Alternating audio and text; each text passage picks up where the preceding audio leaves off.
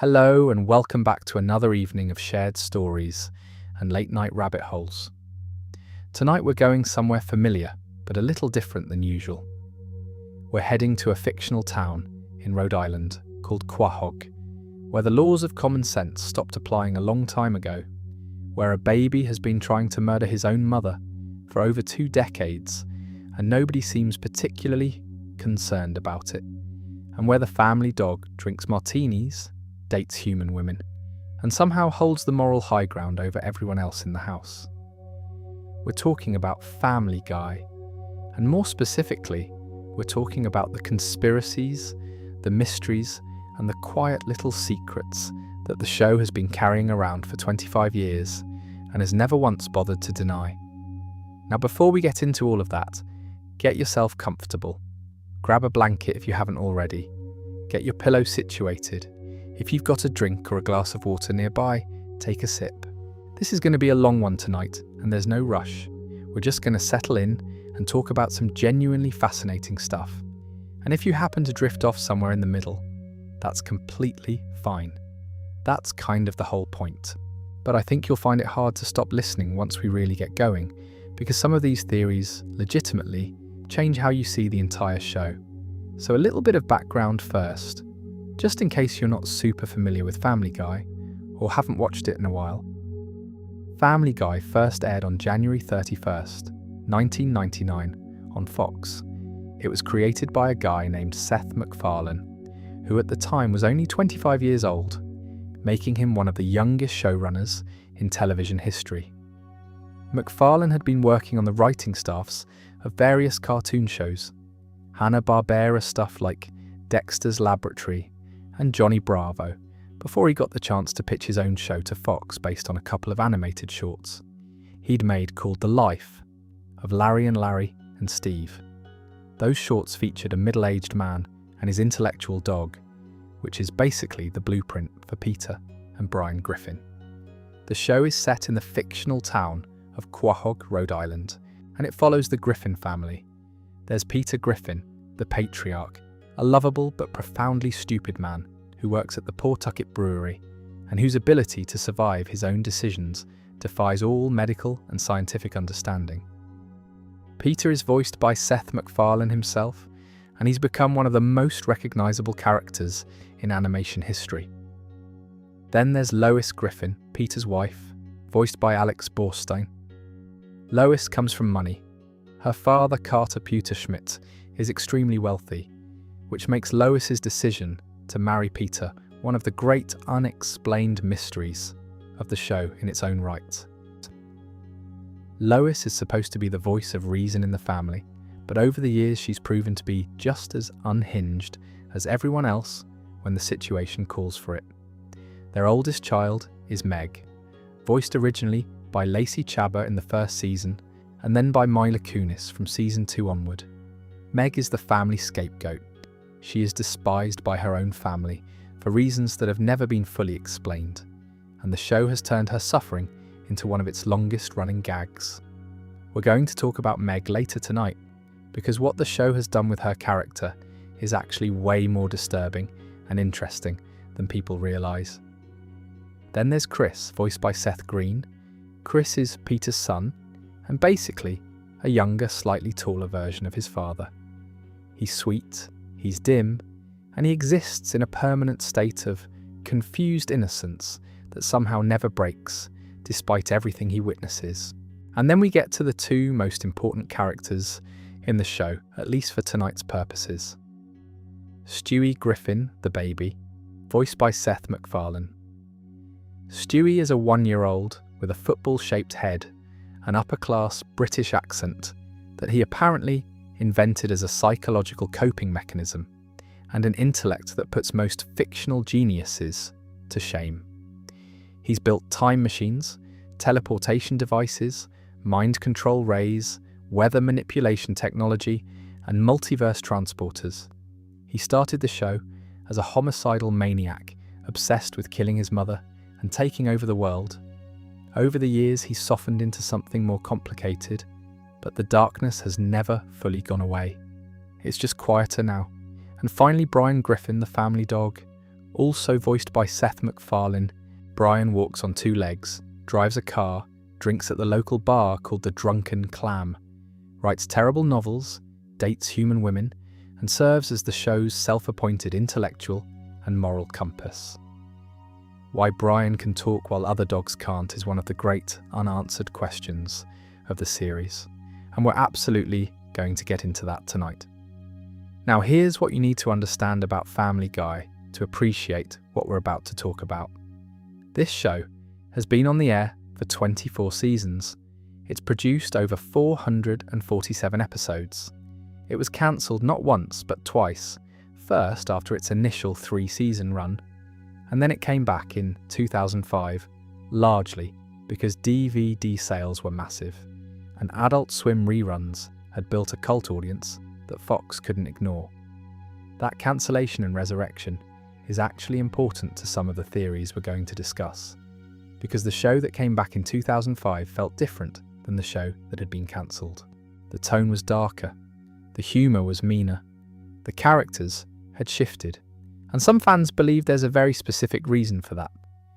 The show has also spawned 2 spin-offs, The Cleveland Show and American Dad, both of which exist in the same fictional universe. That shared universe is going to be very relevant later. And in terms of cultural impact, Family Guy has won multiple Emmy Awards, been the subject of constant controversy, been praised and condemned in equal measure, and has become one of the most quoted, memed, and debated animated shows in television history. So yeah, we've got a lot of ground to cover tonight. We're going to start with something that isn't a fan theory at all. It's a real event, a documented historical fact that almost changed the entire course of American television and pop culture. And it involves Seth MacFarlane, a hangover, a wrong departure time, and a plane that was about to fly into the World Trade Center. If you like what I do here, and you want a way to support the channel, consider subscribing down below. It really does help more than you'd think. But for now, just settle in, relax, and let's get started. Let me tell you something about Seth MacFarlane that most casual Family Guy fans don't know, and the people who do know it still get chills thinking about it. On the morning of September 11th, 2001, Seth MacFarlane was supposed to die. That's not an exaggeration. That's not dramatic storytelling. That is a factual statement about what nearly happened to the creator of Family Guy on the most devastating day in modern American history. Here's what happened. On September 10th, MacFarlane was in Rhode Island. He'd been invited back to his alma mater to give a lecture. After the event, he went out for drinks with some friends. He stayed out too late. He had too many. Pretty standard stuff for a 27-year-old guy having a night out after a speaking engagement. The next morning, September 11th, he was supposed to fly from Boston's Logan International Airport to Los Angeles on American Airlines Flight 11. His travel agent had told him the flight departed at 8:15 in the morning. The actual departure time was 7:45, so MacFarlane, hungover and working off the wrong information, arrived at Logan Airport roughly 10 to 15 minutes after the gate had already closed. He was told he couldn't board. He'd missed the flight, so he did what anyone would do. He went to the airport lounge, sat down, and fell asleep. About 40 minutes later, he woke up, and that's when he found out that American Airlines Flight 11, the plane he was supposed to be on, had been hijacked by terrorists and flown into the North Tower of the World Trade Center. Everyone on that flight died, 92 people, including the creator of the show Frasier, David Angel, and his wife, Lynn. Seth MacFarlane survived because of a hangover and a travel agent who got the time wrong by 30 minutes. MacFarlane has talked about this in interviews over the years, and his response has always been remarkably calm. He said he's not much of a fate person. He chalked it up to coincidence. He said it was rattling for the first few weeks, but he didn't let it define him. When people asked him if he felt like he was on borrowed time, he basically shrugged and said he's missed other flights for the same reasons. But think about what that means for a second. If Seth MacFarlane had been on time that morning, Family Guy would have ended at season 3. There would have been no revival, no seasons 4 through 24, no 447 episodes, no American Dad, no Cleveland Show, no TED movies, no 9 Tony Award-winning Broadway show Avenue Q. Actually, wait, that's a different thing. No, MacFarlane wasn't involved in Avenue Q, but he was involved in basically everything else in adult animated comedy for the next 2 decades. The entire Seth MacFarlane entertainment empire, everything that has come from this man's brain since 2001, exists because he drank too much the night before, and his travel agent told him the wrong time. Now here's where this gets into conspiracy territory. In 2005, 4 years after September 11th, Family Guy released a direct-to-DVD movie called Stewie Griffin: The Untold Story. In the movie, Stewie has a near-death experience involving a tower. He survives, but he becomes obsessed with the idea that he was supposed to die. He decides to go back in time to prevent the tower incident from happening at all. And at one point, after successfully altering the timeline, Stewie literally shouts, "Yes, I did it! I stopped the tower from falling." Fans immediately noticed the parallels. A character created by a man who narrowly escaped death in a tower-related incident goes back in time to prevent a tower from falling. The theory is that MacFarlane used Stewie's storyline to process his own survivor's guilt. That the near-death experience, the obsession with changing what happened, the triumphant moment of undoing the tragedy, all of it was MacFarlane working through his feelings about September 11th through the safety of animation. Has MacFarlane ever confirmed this? No. Has he ever denied it? Also no. And for a guy who has an opinion about literally everything and has never been shy about sharing those opinions, his silence on this particular theory feels very deliberate. There's actually a second layer to this that people don't talk about as much. After September 11th, MacFarlane became one of the most vocal advocates for science, reason, and secular humanism in the entertainment industry. He's donated millions to various scientific causes. He produced the revival of Cosmos with Neil deGrasse Tyson. He's been outspoken about the dangers of religious extremism and irrational thinking. Some people have speculated that MacFarlane's near miss on Flight 11 fundamentally changed his worldview. That staring at your own death and surviving because of a random series of mundane events, a hangover, a wrong time, a closed gate, would naturally push someone toward a worldview that emphasizes randomness over destiny, science over faith, and the fragility of human existence over any kind of divine plan. And if you watch Family Guy through that lens, through the lens of a man who should have died on September 11th and didn't, the show's obsessive preoccupation with death, with randomness, with the absurdity of existence starts to feel less like comedy and more like therapy. The show literally has death as a recurring character. Death shows up, sprains his ankle, and has to let Peter take over his job for a while. Death is depicted as an overworked bureaucrat, just a guy trying to do his job, not malicious, not terrifying, just tired. Originally voiced by Norm Macdonald and later by Adam Carolla, Death in Family Guy is weirdly sympathetic. He's the most human depiction of death in any animated show, and he was created by a man who cheated death in the most improbable way imaginable. I don't know about you, but I find that genuinely moving.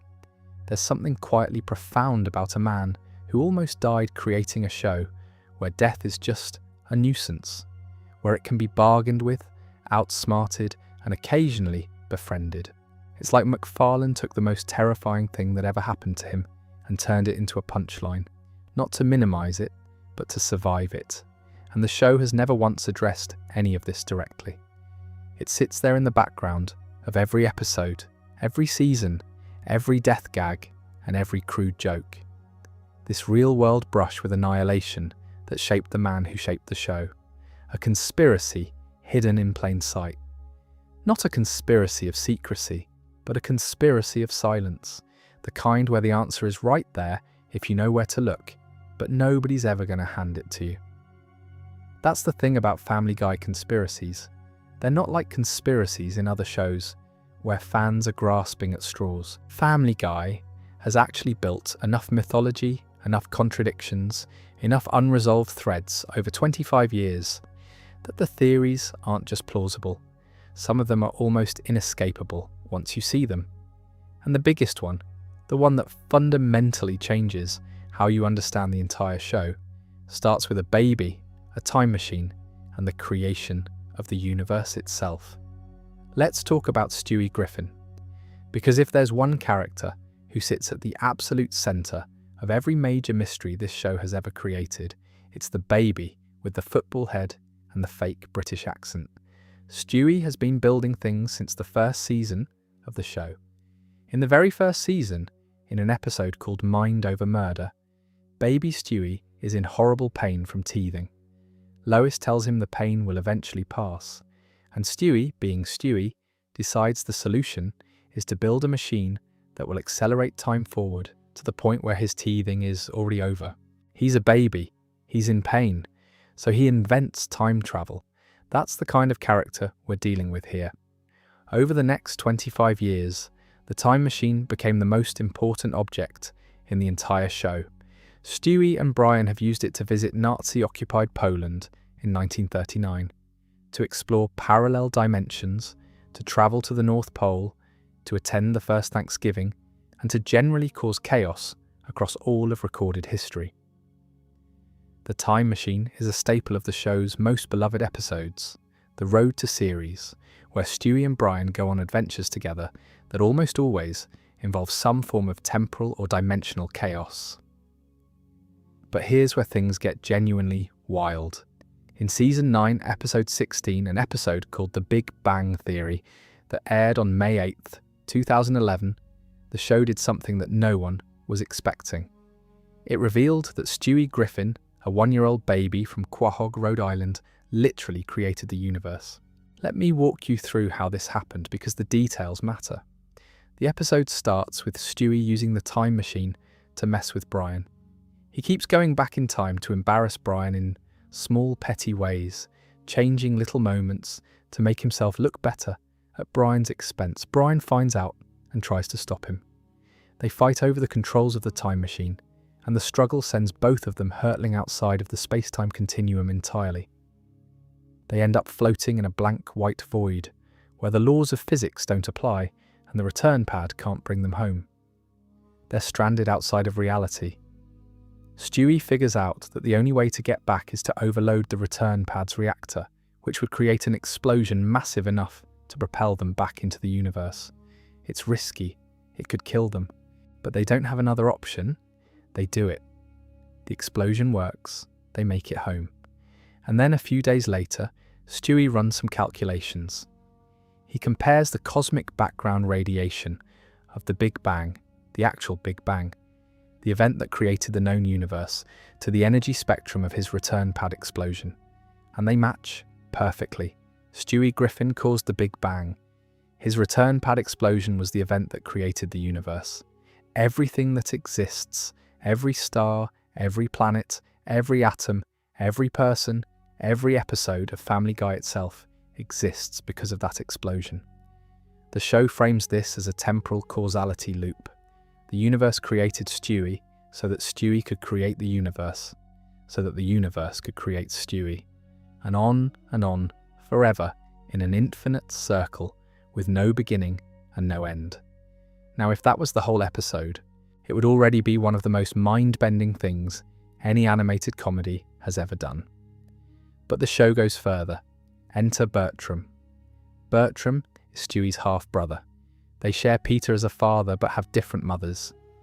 Bertram has appeared a few times throughout the series as Stewie's rival, and in this episode, he discovers Stewie's time machine and decides to use it for something truly extreme.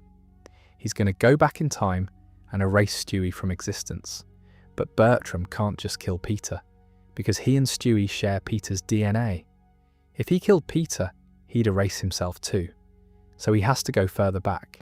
He has to find an ancestor that belongs to Stewie's side of the family tree, specifically Lois's side, and eliminate them before they can produce the bloodline that eventually leads to Stewie.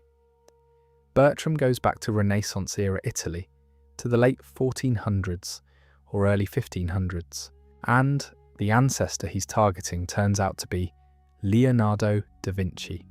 Let me say that again. Stewie Griffin is a direct descendant of Leonardo da Vinci.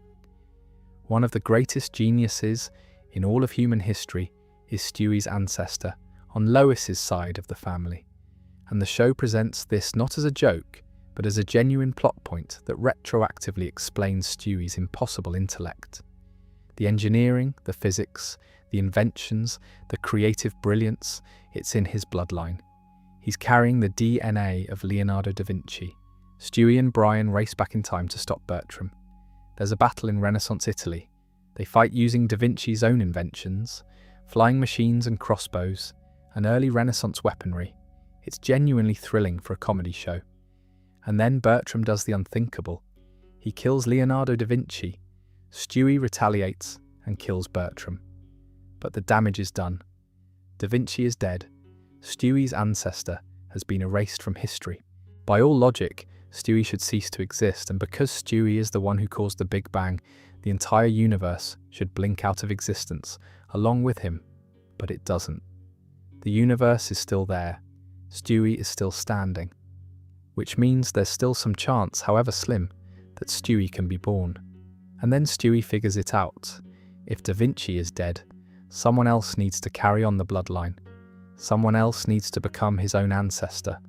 And the only person with the right DNA to do that is Stewie himself.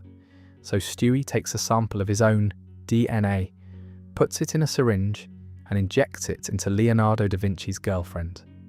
He sends Brian forward to the present to see if the plan worked, and it did. The universe is intact. Brian receives a letter from the Vatican, written 500 years ago by someone signing themselves as Leonardo da Vinci, but it's actually Stewie. The letter explains that Stewie cryogenically froze himself under the Griffin family basement and has been buried there for 5 centuries, waiting to be dug up. Brian digs him up. Stewie thaws out, and the timeline is restored. Think about what this means.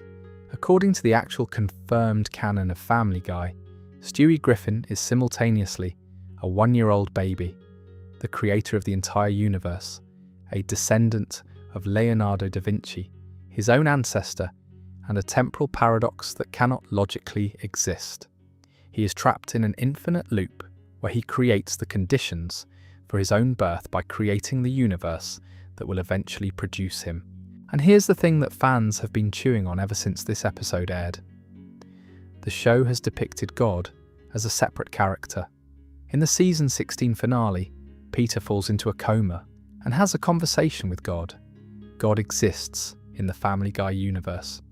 But if Stewie caused the Big Bang, if Stewie's explosion is literally the event that created everything, then Stewie's act of creation predates God. Stewie didn't just create the planets and the stars, he created the conditions for everything, including whatever divine being might claim to have done it first. The show has never reconciled this. It has never addressed the contradiction between Stewie creating the universe and God existing as a separate entity within that universe. It just dropped this bomb in season 9 and moved on like it was just another Tuesday in Quahog. Oh, and one more detail that I think says a lot about how seriously the show took this episode. Neil deGrasse Tyson, the actual astrophysicist, is credited as the scientific consultant on the Big Bang Theory episode. The show brought in a real scientist to consult on the physics of their baby creating the universe. That's the kind of thing you do when you're not just making a joke. That's the kind of thing you do when you actually care about getting the mythology right. And that mythology, the idea of Stewie as a cosmic entity trapped in a baby's body, feeds directly into what might be the most unsettling fan theory about the entire show. The question of who can actually hear Stewie. This is one of the oldest and most debated mysteries in Family Guy, and the show has had 25 years to clear it up. and has deliberately chosen not to. So let me walk you through it, because once you see the pattern, you can't unsee it. Stewie Griffin speaks in full, eloquent, complex sentences. He uses advanced vocabulary. He references pop culture from decades before his birth. He monologues about quantum mechanics and world domination. He discusses philosophy with Brian over glasses of wine. He is, by any measure, the most articulate character on the show. But here's the paradox. Throughout the show's history, some characters can clearly hear and understand everything Stewie says, and some characters cannot. And the show has never, not once in 25 years, given a consistent rule for who falls into which category. In the early seasons, almost nobody could understand Stewie. Lois, Peter, Meg, Chris. They would mostly react to him like he was just a babbling infant. His elaborate speeches about killing Lois and conquering the world would go completely unheard by the people standing right next to him. The only character who consistently understood Stewie from the very beginning was Brian. The family dog could hear the baby perfectly. Everyone else was deaf to him. But as the show went on, the rules got blurry. Peter started responding directly to things Stewie said. Chris would occasionally engage with him. Other characters had full conversations with him. By the later seasons, it felt like almost everyone could hear Stewie, with occasional exceptions that seemed random rather than intentional. Fans noticed this inconsistency and started asking questions. The writers were occasionally pressed about it in interviews and never gave a straight answer. The show itself never acknowledged that the rules had changed. It just kept doing whatever served the joke in any given scene. And then came the 300th episode, Season 16, Episode 12, an episode called Send in Stewie, Please. This one is different from any other Family Guy episode ever made. Stewie gets sent to his school's child psychologist, Dr. Cecil Pritchfield, and the entire episode takes place in the therapist's office. Just Stewie and the doctor talking. Over the course of the session, layer after layer of Stewie's personality gets peeled back. He discusses his loneliness. He admits to being an outcast at school. He talks about his fascination with world domination and how it connects to his feelings of powerlessness. He talks about his sexuality with surprising vulnerability for a show that usually treats those moments as punchlines. And then comes the moment that changed everything. The doctor pushes Stewie gently but persistently on the subject of his accent. His upper-class British accent, the voice that has defined his character for 16 seasons. And Stewie breaks. He drops the accent completely. He speaks in what is apparently his real voice, a normal American accent. And he admits that the British persona was never real. It was a psychological facade, a coping mechanism he invented to deal with feeling different, with feeling alone, with being smarter than everyone around him, and having nobody understand him. The fake accent is armour. It's a wall between Stewie and the world. And in that therapist's office, for one brief vulnerable moment, he takes it off. Now think about what this means in the context of the hearing mystery. If Stewie's entire persona is a construct, if his accent is fake, if his public personality is a defense mechanism designed to keep people at a distance, then is it really so strange that people sometimes can't hear him? What if the inconsistency isn't a writing mistake at all?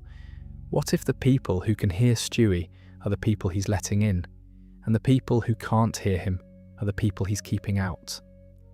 Brian can always hear Stewie because Brian is Stewie's closest friend. Brian is the one person Stewie trusts completely. Of course Brian can hear him. Peter can sometimes hear Stewie because sometimes, in certain moments, the walls come down just a little. But Lois, the mother, Stewie spent years threatening to kill, the authority figure he resents most, can almost never hear him, because Stewie won't let her. This feeds directly into the fan theory that has been circulating for years, and that the 300th episode cracked wide open. The Stewie perception theory. The idea that everything we see in Family Guy, every insane event, Every talking animal, every cutaway gag, every impossible scenario is filtered through Stewie's perception of the world. Think about it. Why does Brian talk? Because babies often personify their pets. To Stewie, Brian isn't just a dog. Brian is his best friend, his confidant, his equal. Of course Brian can talk. Why is Peter so stupid? Because that's how a genius infant would perceive his father, as a bumbling, incomprehensible buffoon who makes no sense and causes nothing but chaos. Why is Lois so controlling? Because that's how a baby experiences a disciplinarian. She's not a person to Stewie, she's an obstacle. Why are the cutaway gags so random and disconnected from reality? Because that's how a baby's mind works. Babies don't have linear narratives, they make associations. They jump from idea to idea without transitions. The cutaway structure of Family Guy, the thing that defines the show's entire comedic identity, is actually the most baby-like storytelling structure imaginable. And why does the show's tone shift so wildly from sweet to cruel, from heartfelt to nihilistic, sometimes within the same episode? Because that's what it's like inside the mind of a child who doesn't yet understand the difference between those things. Stewie experiences love and violence, and absurdity and tenderness all as the same undifferentiated flood of sensation. He hasn't learned to categorize them yet, and the show, being filtered through his perception, hasn't either. The Stewie perception theory was never confirmed by the show. But the 300th episode, by having Stewie explicitly admit that his entire outward personality is a mask, that the person the world sees is not the person he actually is, opened a door that can never be fully closed. If Stewie is capable of constructing an entirely fake persona and maintaining it for years, who's to say he isn't also constructing the reality we see on screen? The show has never denied this theory. Seth MacFarlane has never addressed it in interviews. The writers have never shot it down. It just sits there, like so many things in Family Guy, quietly accumulating evidence season after season, while nobody in a position of authority ever says a word about it. And honestly, if this theory is right, it might be the most profound thing hiding inside any animated comedy. A show that millions of people have dismissed as crude and stupid might actually be one of the most sophisticated explorations of infant consciousness ever put on screen. We're just watching it through the baby's eyes and we don't even know it. Take a breath if you need one. Let that settle. Because we're about to shift gears and talk about something completely different. We're going to talk about the night Family Guy killed its most beloved character and the conspiracy theory about what actually happened that nobody wants to talk about. Brian Griffin has been part of the show since the very first episode. He's the family dog, but calling him a dog feels almost disrespectful to his character, because Brian is, in many ways, the most human person in the Griffin household. He walks upright, he drives a Prius, he drinks martinis at the Drunken Clam, he writes novels that nobody reads. He fancies himself an intellectual and a liberal activist, but he's also kind of a fraud who lectures everyone about morality while making terrible personal decisions. He dates human women, which the show treats as completely normal, except for the rare moments when someone points out that it's deeply weird, and those moments are always played for laughs. Brian is also Stewie's best friend, and the Brian and Stewie dynamic is the emotional backbone of the entire series. Their road to adventures, their late-night conversations, their genuine affection for each other, despite being a talking dog and a homicidal baby. That relationship is where Family Guy does its best work. It's the one thing the show takes seriously, even when everything else is chaos, which is why what happened on November 24th, 2013, felt like the show had lost its mind. Season 12, Episode 6, an episode called Life of Brian. The episode starts with Stewie and Brian returning from yet another time travel adventure. They'd gone back to Jamestown, accidentally given guns to Native Americans, and nearly rewritten all of colonial history. After narrowly fixing the timeline, Stewie decides he's had enough close calls. He destroys his time machine, smashes it, takes the pieces to a junkyard, and has them crushed. No more time travel. No more risking the fabric of reality. It's over. While at the junkyard, Stewie and Brian find a street hockey net and bring it home. They set it up in the driveway. And while they're playing, a car comes speeding down the street and hits Brian. The scene that follows is unlike anything Family Guy had ever done. Brian is lying in a veterinarian's office, broken and dying. The entire family gathers around him. There are no cutaway gags. There are no jokes. Peter, Lois, Meg, Chris, Stewie, they're all there saying goodbye. Brian musters enough strength to tell the family he loves them, and then he dies. Brian Griffin, the family dog, one of the most iconic characters in American animation, died on screen, and the show played it completely straight. The aftermath was nuclear. The fandom erupted. An online petition to bring Brian back gathered over 100,000 signatures within days. People were genuinely grieving a cartoon dog. The show had been on the air for 14 years at that point, and Brian had been there for every single episode.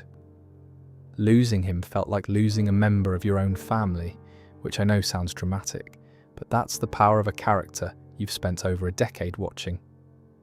The show replaced Brian with a new dog named Vinny, an Italian-accented rescue dog who was charming and funny, but who very clearly was not Brian. Stewie was devastated. He tried to rebuild a time machine to save Brian, but he couldn't get the parts he needed. The time machine was destroyed. Brian was gone. For all intents and purposes, this was permanent. And then 2 episodes later, the show pulled the reversal. Season 12, Episode 8. Christmas Guy. Stewie is at a mall during the holiday season, and he spots something impossible: his past self. A version of Stewie from an earlier point in the timeline, before the time machine was destroyed, still carrying a functioning return pad. Stewie steals the return pad from his past self, goes back in time to the moment Brian was about to be hit by the car, and pushes him out of the way. Brian lives. The timeline is restored. Christmas miracle. Now here's where the conspiracy comes in. The show's executive producers later confirmed that Brian's death was always planned as a temporary story arc. They knew from the beginning that he was coming back. The 2-episode gap was by design. They let the petition hit 100,000 signatures. They let fans grieve. They let the internet lose its collective mind. And they had the resolution already written and in production the entire time. Some fans found this manipulative. Others thought it was brilliant television. But there's a deeper question that neither the show nor its creators have ever addressed. And it's the one that fans have been quietly debating ever since. Stewie saved Brian by stealing a return pad from his past self.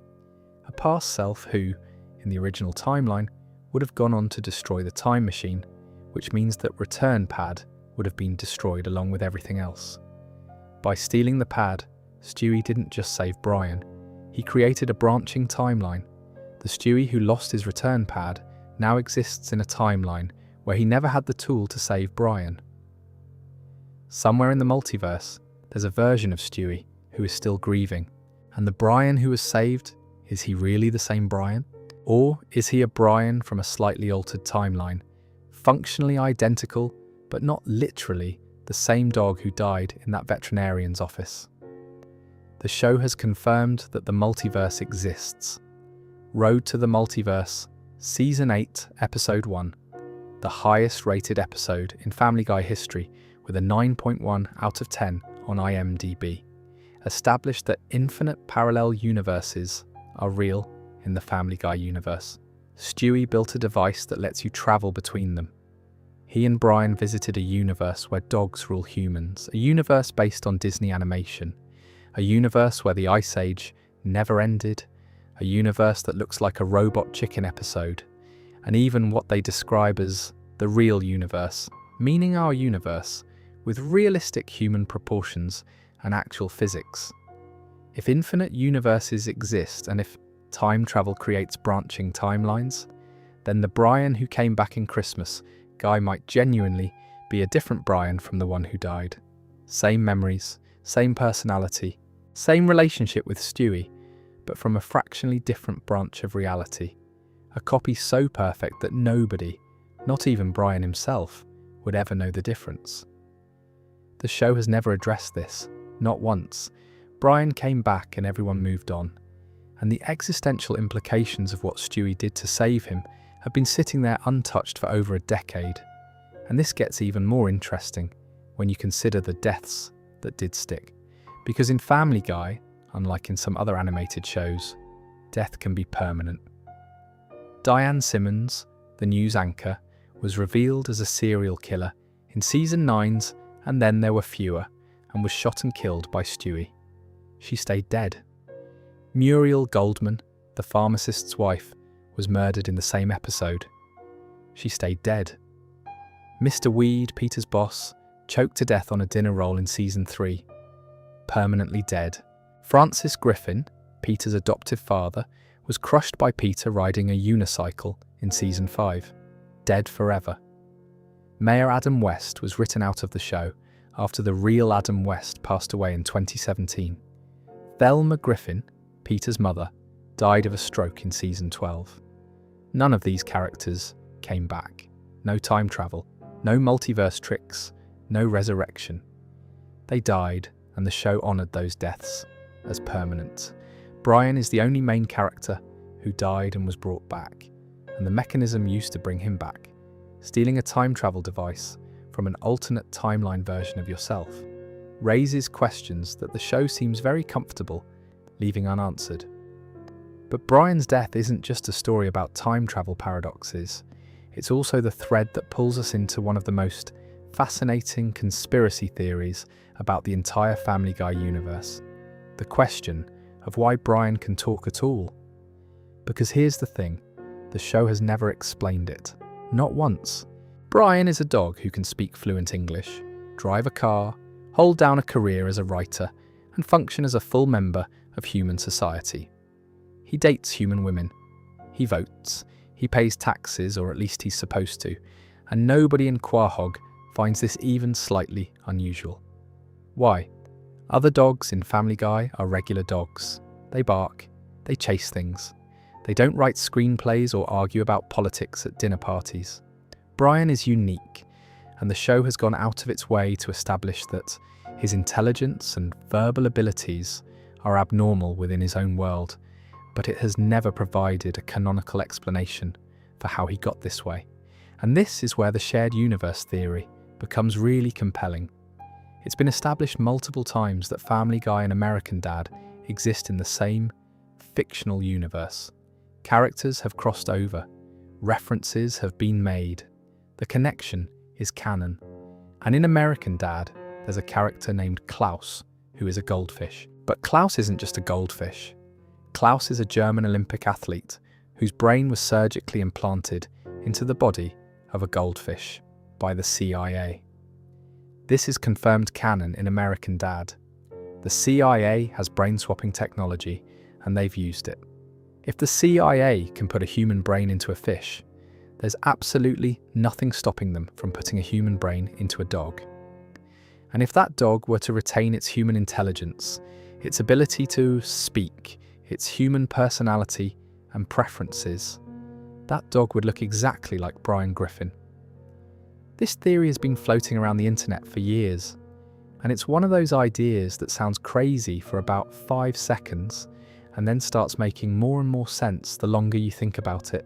Brian's unexplained intelligence, his attraction to human women, his ability to have complex human emotions and relationships, his existential crises about mortality and purpose. All of it makes perfect sense if Brian was once a human being whose consciousness was transferred into a dog by a government agency. And there's more. In American Dad, CIA Deputy Director Avery Bullock is voiced by Patrick Stewart. In Family Guy, baby Susie Swanson, the daughter of Joe and Bonnie Swanson, has an inner monologue that is also voiced by Patrick Stewart. Same voice, same cadence, same personality. Fans have theorised that Susie Swanson isn't really a baby at all, She's one of Bullock's remote-controlled avatars because American Dad has established that the CIA has avatar technology that allows agents to remotely control bodies of any shape or size. The shows have never confirmed any of this, but they've never denied it either. And there's a fascinating metatextual layer to the whole thing. In one episode of American Dad, Stan Smith lists his favourite fictional dogs, and Brian Griffin is on the list. Stan, a character in a show that exists in the same universe as Family Guy, refers to Brian as fictional. And in Family Guy Season 15, Episode 4, an episode called Inside Family Guy, the show presents itself as a behind-the-scenes documentary about the making of a television show called Family Guy, complete with actors playing the roles of Peter, Lois, and the rest. So is Family Guy a TV show within the American Dad universe? Is American Dad a TV show within the Family Guy universe? Are they both TV shows within each other's universes simultaneously? The answer appears to be yes, and also no, and also maybe, and also nobody is ever going to clarify this. It's a quantum superposition of fictional realities, and the shows seem to be having a great time keeping it that way. But let's pull back from the multiverse for a moment and talk about something closer to home. Something that happens inside the Griffin household every single episode. Something that might be the darkest ongoing conspiracy the show has ever introduced. Let's talk about Meg. Meg Griffin is the most abused character in the history of American animation. That's not hyperbole. I genuinely cannot think of another animated character who's been subjected to the level of sustained systematic cruelty that Meg endures on a daily basis from the people who are supposed to love her. Her father Peter regularly forgets she exists. When he does remember her, he physically attacks her, insults her, and treats her with open contempt. Her mother Lois dismisses her feelings, ignores her problems, and occasionally joins in on the abuse. Her brother Chris mocks her. Stewie despises her. Brian tolerates her at best, but has shown no genuine affection for her in years. Even characters outside the family treat Meg like she's invisible or repulsive. The show has turned Meg's suffering into one of its most reliable comedy engines. An episode without at least one Meg abuse joke is the exception, not the rule. And for a long time, fans just accepted it as part of the show's DNA. Meg gets treated horribly, that's the bit, but then came season 10, and an episode that reframed everything. During a hurricane that traps the entire family inside the house, Meg finally snaps. She turns on the family and delivers a monologue that is, without exaggeration, one of the most devastating things any character in the show has ever said. She calls out Peter for being a terrible father. She calls out Lois for being a neglectful mother. She tells Chris exactly what she thinks of his intelligence and his cruelty. She lays out, clearly and articulately, every single way this family has failed her. And for a moment, they listen. They're stunned. They realise she's right. But then Brian takes Meg aside, and what he tells her is genuinely disturbing. He explains that every family needs a lightning rod, someone to absorb the dysfunction so that everyone else can function. Without a scapegoat, the family would tear itself apart. The Griffins are so broken, so fundamentally damaged as a unit, that they literally need someone to dump their dysfunction onto in order to survive. And that someone is Meg. Brian doesn't tell Meg this is fair. He doesn't tell her she deserves it. He tells her it's necessary. And Meg, showing a level of emotional maturity that no one else in her family possesses, accepts the role. She voluntarily becomes the family's punching bag. Not because she's weak, but because she's the only one strong enough to carry it. The show played this completely straight. It wasn't a joke. It wasn't undercut by a cutaway gag. It was a genuine character moment where Meg Griffin made a conscious, selfless decision to sacrifice her own happiness for the stability of her family. And the show never reversed it. As far as the canon goes, every single time Meg gets mocked or attacked or humiliated in any episode after that moment, she's allowing it to happen. she's choosing to absorb it. The abuse isn't random cruelty anymore. It's a system, and Meg is the one keeping it running. There's also a smaller mystery about Meg that has been sitting in the background since season 3, and that the show has never bothered to address. In an episode called Screwed the Pooch, Brian is on trial, and during the courtroom proceedings, he mentions in passing that Meg's biological father is a man named Stan Thompson. Not Peter, a completely different person. The show dropped this line and never mentioned it again. Never followed up. Never had Meg confront Peter about her parentage.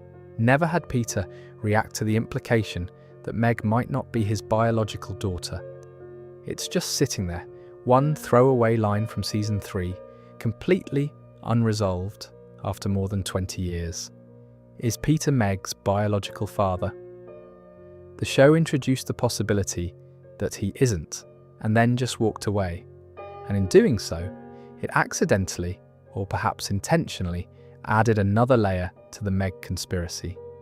If Meg isn't Peter's biological child, then the family's treatment of her takes on an even darker dimension. They're not just cruel, they're cruel to an outsider. They're punishing someone who was never really one of them. I want to sit with that for a second because I think it's one of those observations that sounds simple, but actually goes pretty deep. Meg Griffin is potentially the only person in the Griffin household who isn't biologically related to Peter. She's also the only person in the household who the show has confirmed voluntarily accepts abuse for the good of the group. She's simultaneously the most mistreated and the most selfless character in the entire series. And the show has never acknowledged that contradiction. It just lets it sit there, episode after episode, season after season, while Meg absorbs another insult, and the laugh track rolls. Alright, let's shift gears a little bit and talk about something that every single Family Guy fan has noticed, but very few people have ever properly explained. It's the thing that becomes more and more bizarre the longer you think about it. Why doesn't anyone in Quahog ever age? Stewie has been 1 year old since 1999. The show celebrated his first birthday in the very first season in an episode called Chitty Chitty Death Bang. And then years later, the show celebrated what appeared to be Stewie's first birthday again. Twice. He had 2 first birthdays. The show never explained why. Chris and Meg have been the same approximate ages for 25 years. Peter and Lois haven't aged a day, and yet the world around them keeps moving. The show references current technology. Characters use smartphones. They discuss social media. They react to real-world events. Presidents change. Cultural trends come and go. The world of Family Guy is unmistakably connected to our world's timeline. Time passes in Quahog. Seasons change. Years go by. But the characters just stay frozen. Now, with most animated shows, nobody thinks twice about this. It's a convention of the genre. Homer Simpson has been the same age since 1989. Nobody questions it because The Simpsons doesn't invite you to question it. But Family Guy is different. Family Guy has episodes where Brian alters the space-time continuum by preventing the September 11th attacks. It has episodes about time travel, about parallel dimensions, about the literal creation of the universe. The show takes time seriously when it wants to, and yet it also refuses to let its characters exist within time. They're stuck, frozen, looping. This is sometimes called a floating timeline. It means the show's setting moves forward with the real world, but the characters, ages and relationships stay the same, and the average viewer just accepts it and moves on. But some fans have developed theories that are way more interesting than just accepting a storytelling convention. The most compelling one involves an episode that everyone has dismissed as a throwaway. Season 2, Episode 3, an episode called Darboom. In Darboom, the Y2K bug actually happens. Nuclear weapons launch. The world is destroyed. Civilization collapses. The Griffins are among the few survivors.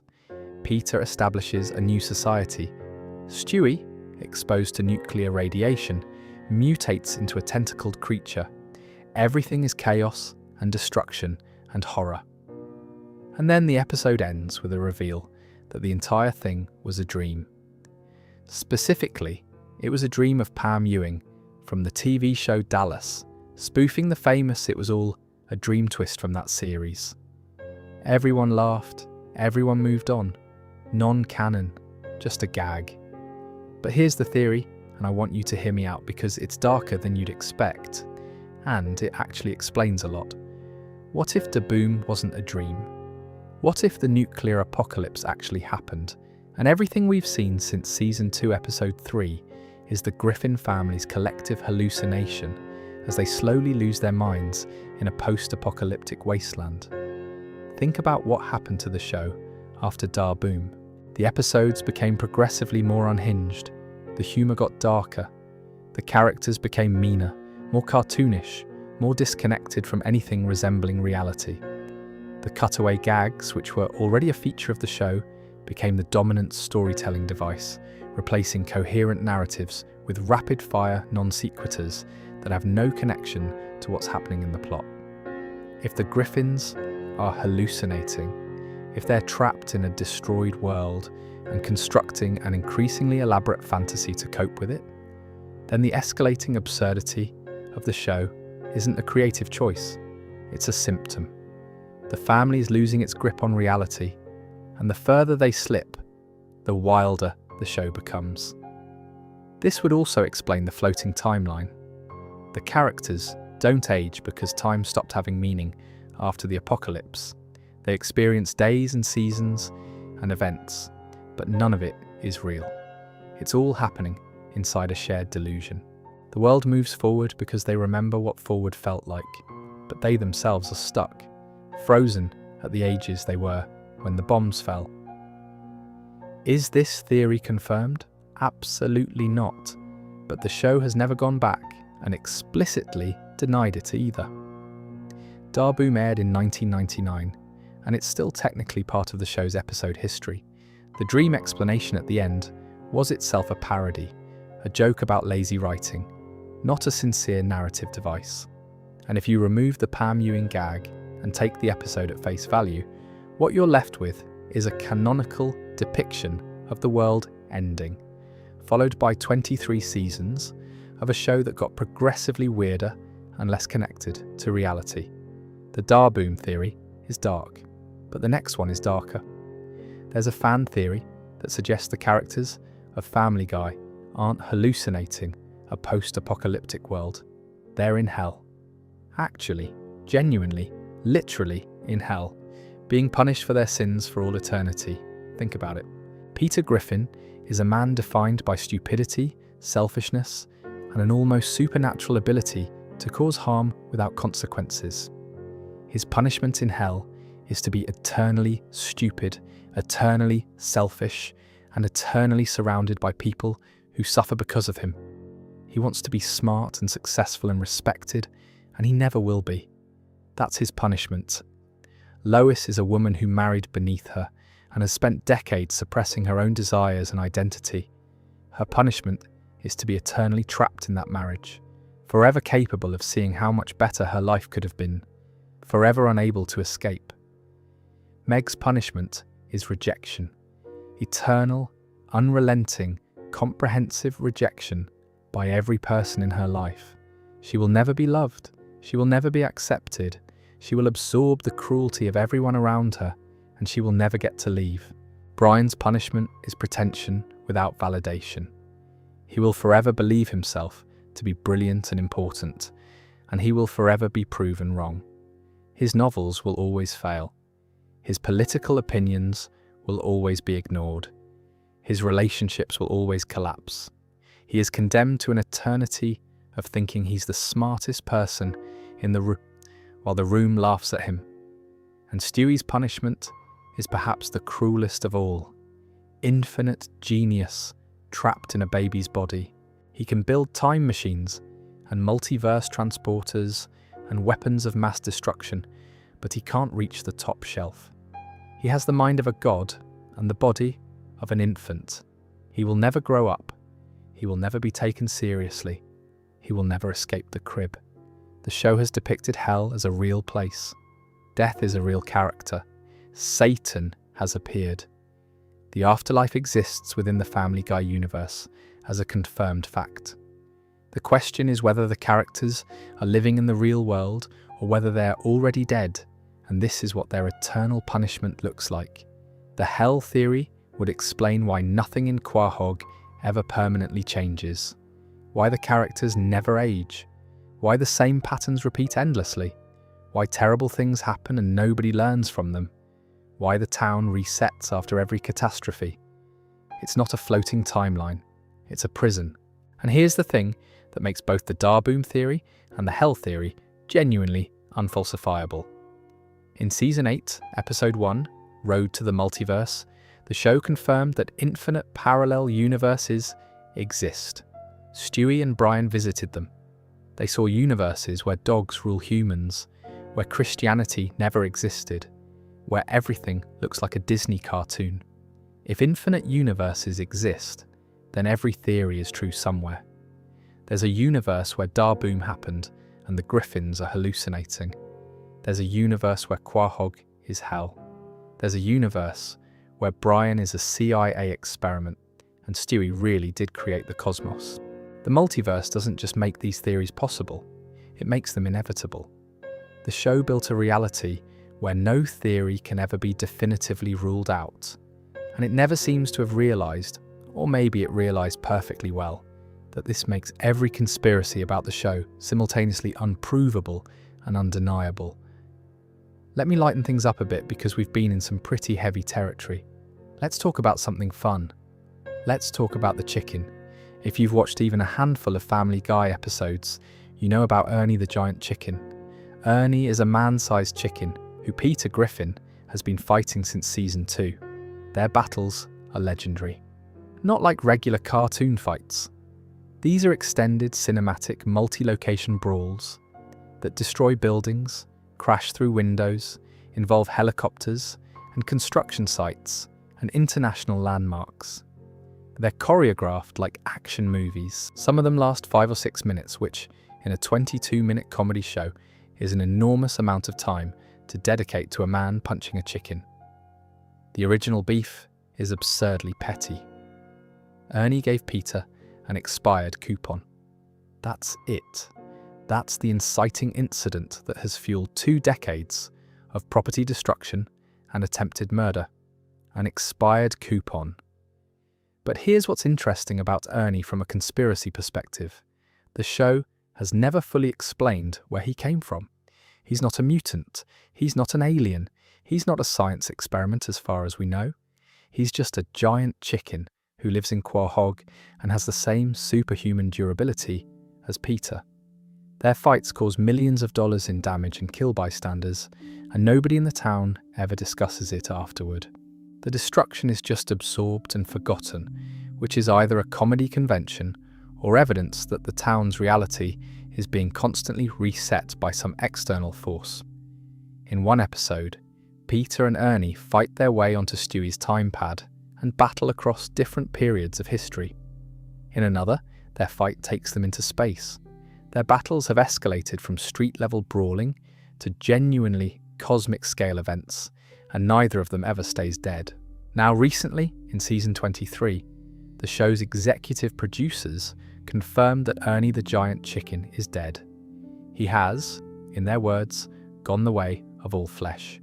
But in a show where Brian came back from the dead through time travel, where Stewie created the universe, and where infinite parallel realities exist, can any death in Family Guy ever really be considered permanent? And while we're on the subject of things the show has introduced and never resolved, let me run through a few more loose threads that have been quietly accumulating over the decades. There's actually a subtle detail about the chicken fights that I think people overlook. Every Peter versus Ernie fight follows the same basic structure. They see each other, one of them throws the first punch, and then the fight escalates far beyond anything that makes sense, destroying buildings, crashing through infrastructure, involving vehicles and weapons and sometimes international travel. The fights are choreographed like Hollywood action sequences, complete with dramatic pauses, fake-outs, and moments where one of them appears to die before getting back up. But here's what's weird. The people of Quahog don't react to these fights the way you'd expect. Buildings get destroyed, cars explode, bystanders are caught in the crossfire, and nobody does anything about it. There's no police response. There's no property damage lawsuit. There's no town meeting where someone says, hey, maybe we should do something about the man who keeps demolishing our infrastructure in his ongoing feud with a giant chicken. The fights happen, the damage is catastrophic, and then the world moves on as if nothing occurred. This is consistent with how Quahog treats all catastrophic events, which is to say, by completely ignoring them. And that consistency is exactly what feeds the theories we talked about earlier. If the town is a simulation, the resets make sense. If the characters are in hell, the pointless destruction makes sense. If everything is filtered through Stewie's perception, the chicken fights are just the chaotic nonsense that a baby's brain would conjure when processing conflict. What I find really compelling is that the show seems aware of how absurd the chicken fights are, and it leans into that absurdity on purpose.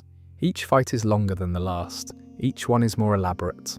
The show is daring you to ask why this is still happening, and then refusing to give you an answer. It's trolling its own audience with a running gag that has no explanation and no resolution, and the audience loves it anyway. Ernie the giant chicken might be the purest expression of what Family Guy is. A recurring element that makes no sense, has no origin, follows no rules, and generates enormous entertainment value precisely because of its refusal to justify its own existence. He's the show in miniature, and his presence, spanning 20 plus years without a single satisfying explanation, is its own kind of low-key genius. The theme song.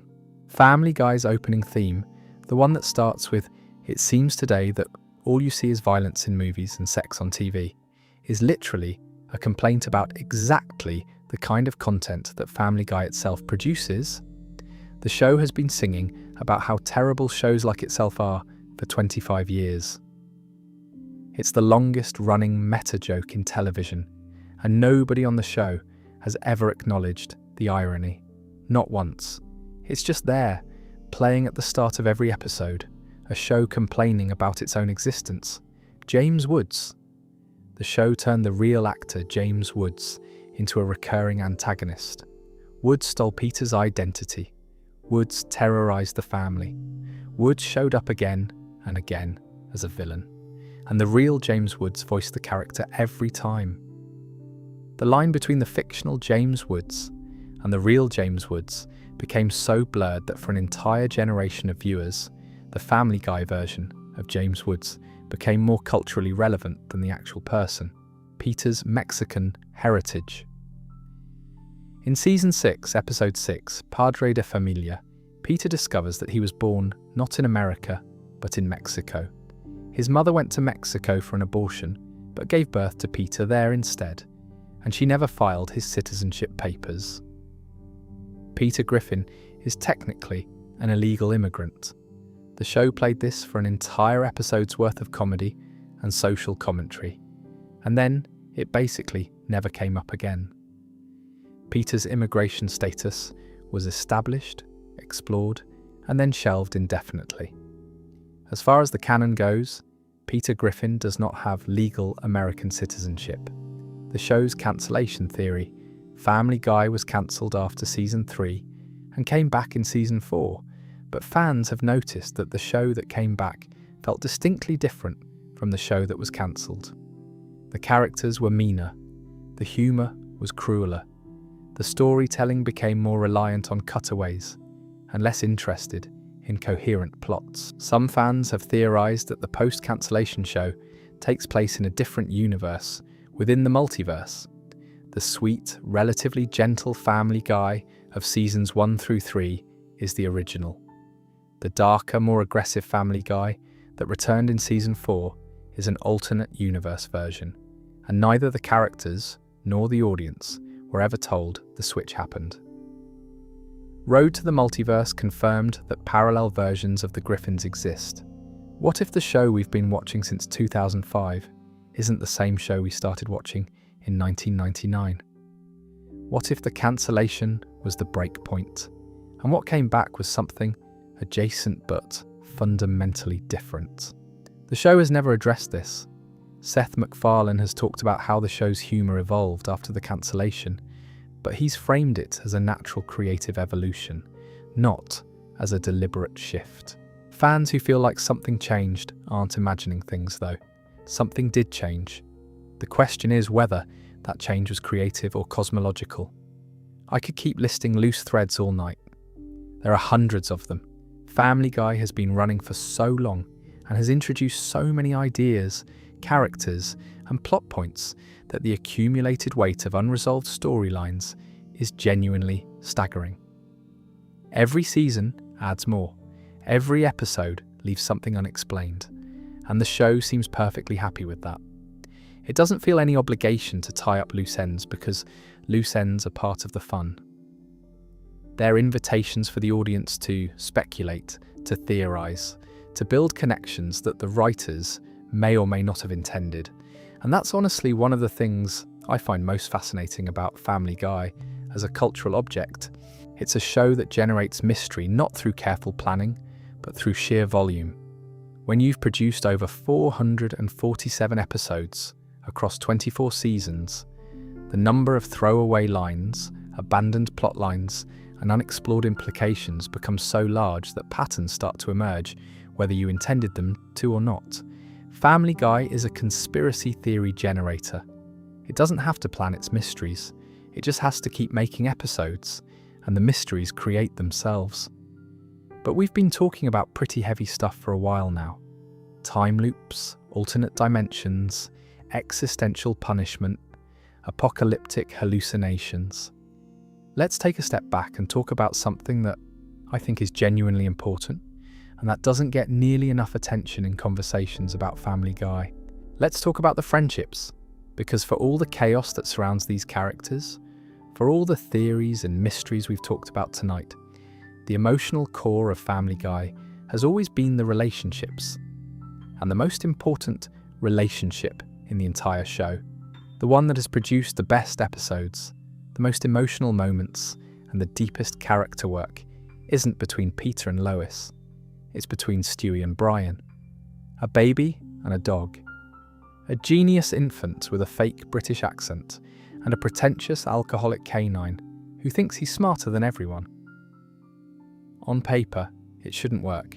In practice, it's one of the most genuine friendships in all of animated television. Their dynamic started simple.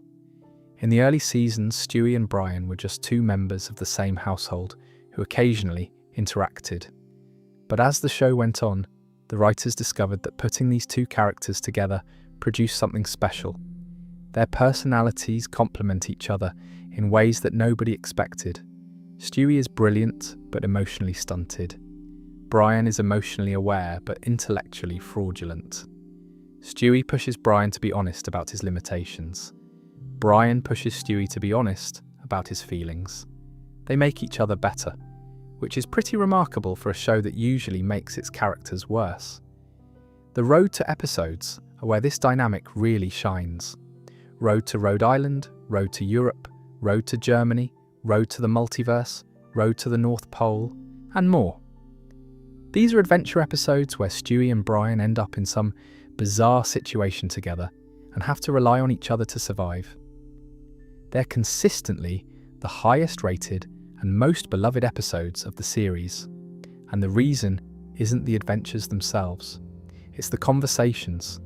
Stewie and Brian talk to each other in these episodes in a way that they don't talk to anyone else. They're vulnerable, they're honest, they argue about real things, about meaning and purpose and whether life has any point at all. And then there's the episode that showed exactly how deep this relationship goes. Season 8, Episode 17. Brian and Stewie. This episode is unlike anything Family Guy has ever produced before or since. Stewie and Brian get locked inside a bank vault overnight. That's the entire episode. Two characters, one room, no escape. And the show made a radical creative decision. No cutaway gags, no musical numbers, no secondary storylines, no laugh track energy or manic pacing. Just Brian and Stewie talking to each other for 22 minutes. The episode aired on May 2nd, 2010, and it ran without commercial interruptions. Fox gave it a commercial-free slot, which almost never happens for an animated comedy. The network knew they had something different on their hands. At first, the episode plays like a typical odd couple comedy. They're stuck, they're annoyed, they bicker.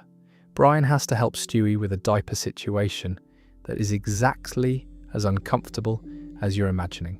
But then the comedy starts to peel away, and what's underneath is genuinely raw.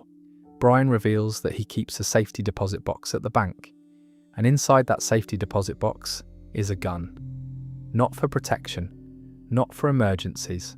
Brian keeps a gun because he's thought about ending his life. He carries it as a kind of insurance policy, a way out if things ever get bad enough. He tells Stewie this calmly, matter-of-factly, like he's describing the weather.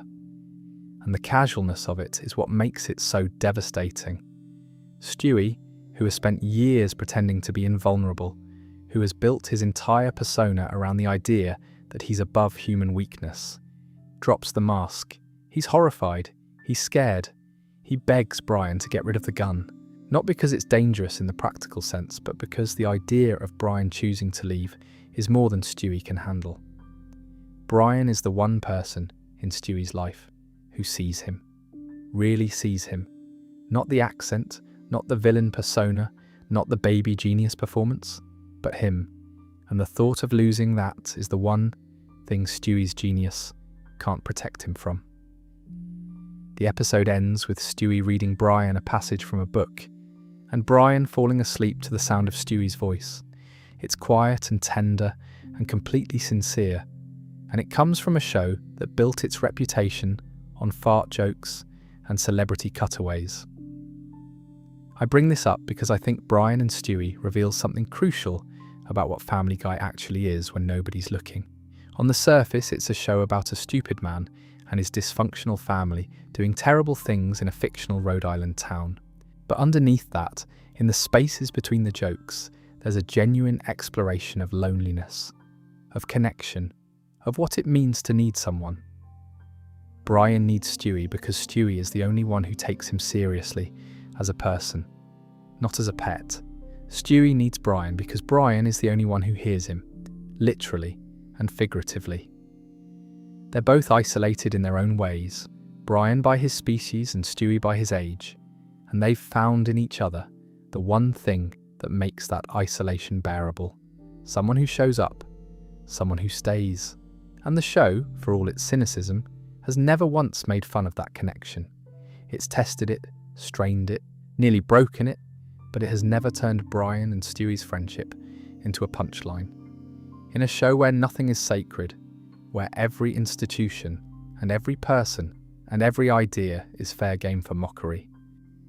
The bond between a talking dog and a genius baby is the one thing the writers refuse to touch. That silence says more than any joke ever could. Now let me broaden this out a bit, because Stewie and Brian aren't the only friendship that matters in Family Guy. There's another group that has been meeting at the same bar since 1999, and their dynamic tells you something important about how the show thinks about connection. The Drunken Clam. Peter, Joe, Quagmire and Cleveland. 4 men, 4 bar stools, 25 years of bad decisions and worse advice. Peter Griffin is the idiot. Everyone knows it. His friends know it.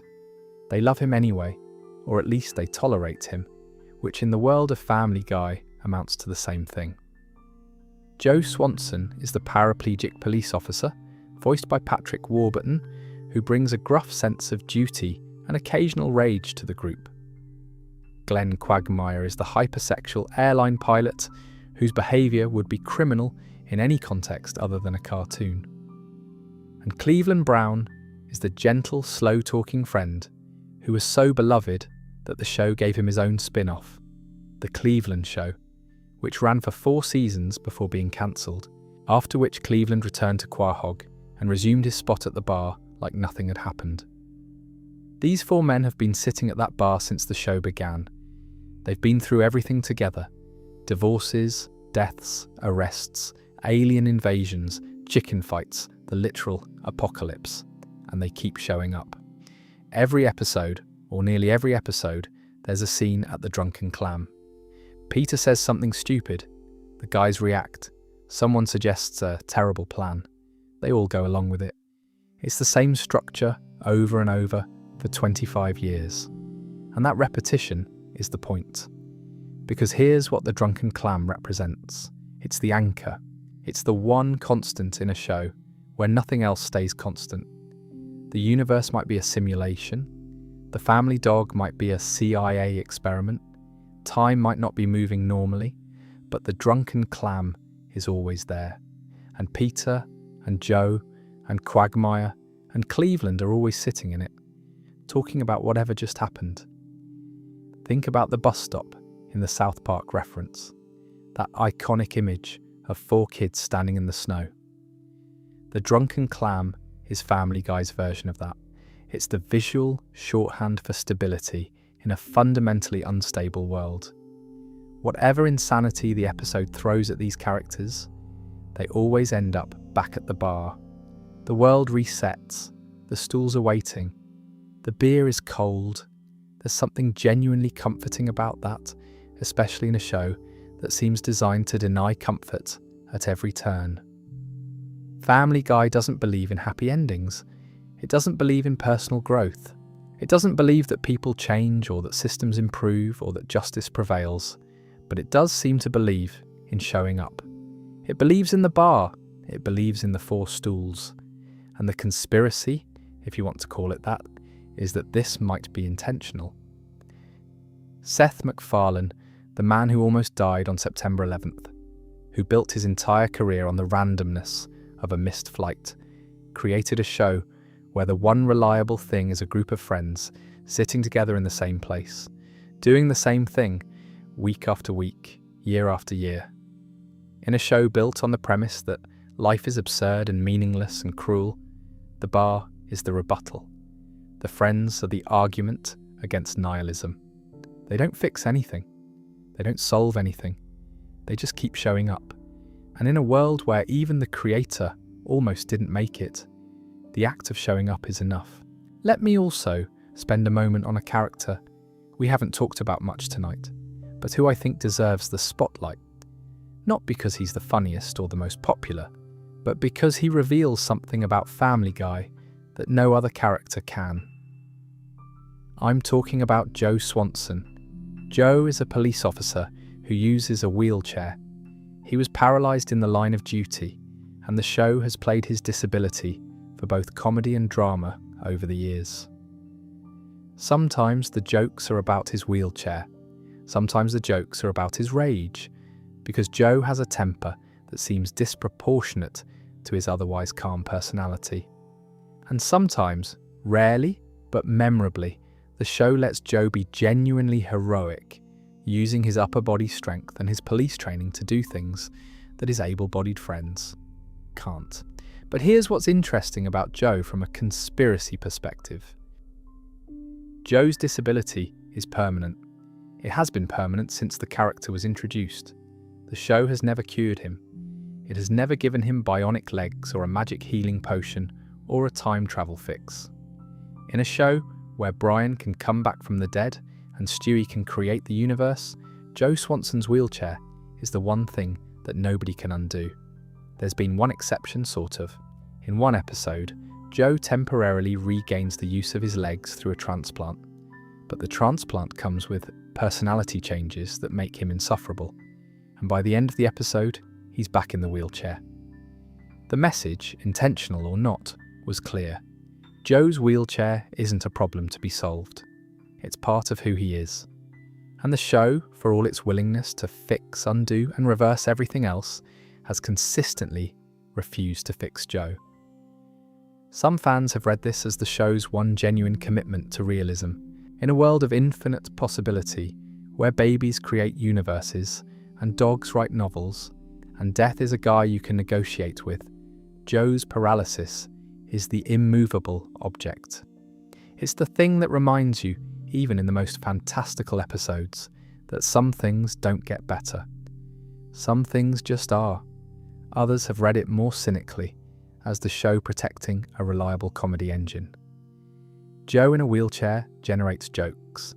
Joe without a wheelchair doesn't. The pragmatic explanation is probably more accurate than the philosophical one, but the fact that both readings exist simultaneously, that the show allows you to see Joe's condition as either a statement about permanence or a protected punchline, is itself a kind of conspiracy. The show is telling two stories at once, one heartfelt and one mercenary, and it's never going to tell you which one it means. That's the thing about Family Guy Conspiracies that I keep coming back to. The show operates on two levels at all times. There's the surface, which is crude and loud and deliberately provocative, and there's the subtext, which is melancholy and thoughtful and surprisingly sincere.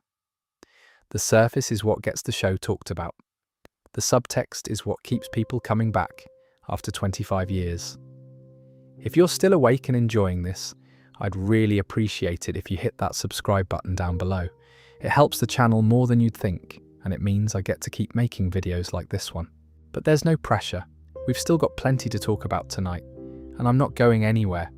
Let me talk about something that I've been thinking about all night, and that I think ties a lot of what we've discussed together in a way that might surprise you. It's the idea that the cutaway gag, the thing that defines Family Guy's entire identity, might itself be the biggest conspiracy the show has ever pulled. If you've watched even a single episode of Family Guy, you know what a cutaway gag is. A character says something like, "This is worse than the time I..." and then the show cuts away to a completely unrelated sketch. Peter fighting a chicken, a celebrity doing something absurd, a historical figure in a modern situation, a random joke that has nothing to do with the plot. The cutaway ends, we return to the main story, and everyone moves on. Cutaways are the thing Family Guy is most famous for and most criticised for. Defenders say they're hilarious and give the show a unique rhythm. Critics say they're lazy writing, a crutch the show uses to avoid developing its stories and characters. The debate has been going on since the show premiered, and neither side has ever convinced the other. But here's a reading of the cutaway structure that I think both sides miss. What if the cutaways aren't a comedy technique at all? What if they're a window into how the show's narrator perceives reality? Remember the Stewie perception theory we talked about earlier? The idea that everything in Family Guy is filtered through the mind of a baby genius. If that theory is true, then the cutaways make perfect sense, because that's how babies think. They don't have linear cause and effect narratives. They make associations. They jump from stimulus to stimulus. They connect ideas based on surface-level similarities, not logical relationships. If Peter mentions a time he was at a hospital, a baby's brain would immediately flash to every other hospital-related thing it's ever experienced, real or imagined. That's not laziness, that's cognition. The cutaway structure of Family Guy looks like random comedy to an adult viewer, but if you're seeing the world through an infant's eyes, it looks like normal thought. The show isn't failing to tell coherent stories. It's telling the story the way Stewie's mind processes information, in rapid-fire bursts of association that don't need to connect, because to Stewie, everything connects. Everything is equally important and equally meaningless. A memory of fighting a chicken is just as significant as a conversation with his mother. A reference to a movie he shouldn't have seen is just as real as what happened at breakfast. If the Stewie perception theory is true, then the cutaways aren't just jokes. They're the show's fundamental storytelling architecture, revealing its secret narrator. Every time the show cuts away, it's Stewie's mind firing. Every time it cuts back, he's refocusing on the world in front of him. The entire rhythm of Family Guy is the rhythm of an infant's attention span, and the show has never acknowledged this, not once. The cutaways just keep happening. 25 years of them, and everyone argues about whether they're funny or lazy, while the possibility that they're actually the most sophisticated structural choice the show has ever made sits there completely unexamined. Now let me shift gears and talk about how Family Guy handles something that almost every long-running show eventually has to deal with. Religion. Family Guy's treatment of religion is fascinating because it's simultaneously dismissive and deeply engaged. On the surface, the show mocks religion constantly. Jesus appears as a character who's kind of lame. He's awkward with women, he makes bad decisions at parties, and nobody treats him with any particular reverence. In one episode, the boys discover that Jesus has never had sex and try to help him lose his virginity, which goes about as well as you'd expect, and ends with Jesus pulling the lose a single guy routine that he apparently uses on every woman he meets. God appears too. Peter has a conversation with God while in a coma during the season 16 finale. God exists in the Family Guy universe as a confirmed entity, a being you can talk to and argue with, and who has opinions about football and television. Satan shows up. Death is a recurring character. The afterlife has been depicted multiple times. Heaven and hell are real places in Quahog's cosmic geography. And yet, for all this engagement with religious mythology, the show has never committed to a coherent theology. God exists, but so does Stewie's Big Bang. Death exists, but Brian has beaten him. Heaven and hell exist, but the criteria for getting into either one seem arbitrary. The show picks up religious concepts, plays with them, and puts them back without ever assembling them into a consistent picture. This inconsistency might be the most realistic thing about Family Guy, because that's honestly how the average person relates to religion. They pick and choose. They believe in some parts and ignore others. They accept the existence of something larger while simultaneously living as if it doesn't matter. Family Guy doesn't have a theology because people don't have theologies. They have a collection of beliefs that don't necessarily fit together, and they muddle through. But there's a conspiracy angle here too. The show exists in a universe where God is real and where Stewie created the universe. Those two facts cannot coexist without one of them being wrong. Either God created the universe, and the Big Bang episode was somehow a misunderstanding, or Stewie created the universe, and God is something else entirely. Maybe a being who arose within Stewie's creation, maybe a delusion, maybe a character in Stewie's story, rather than the author of it.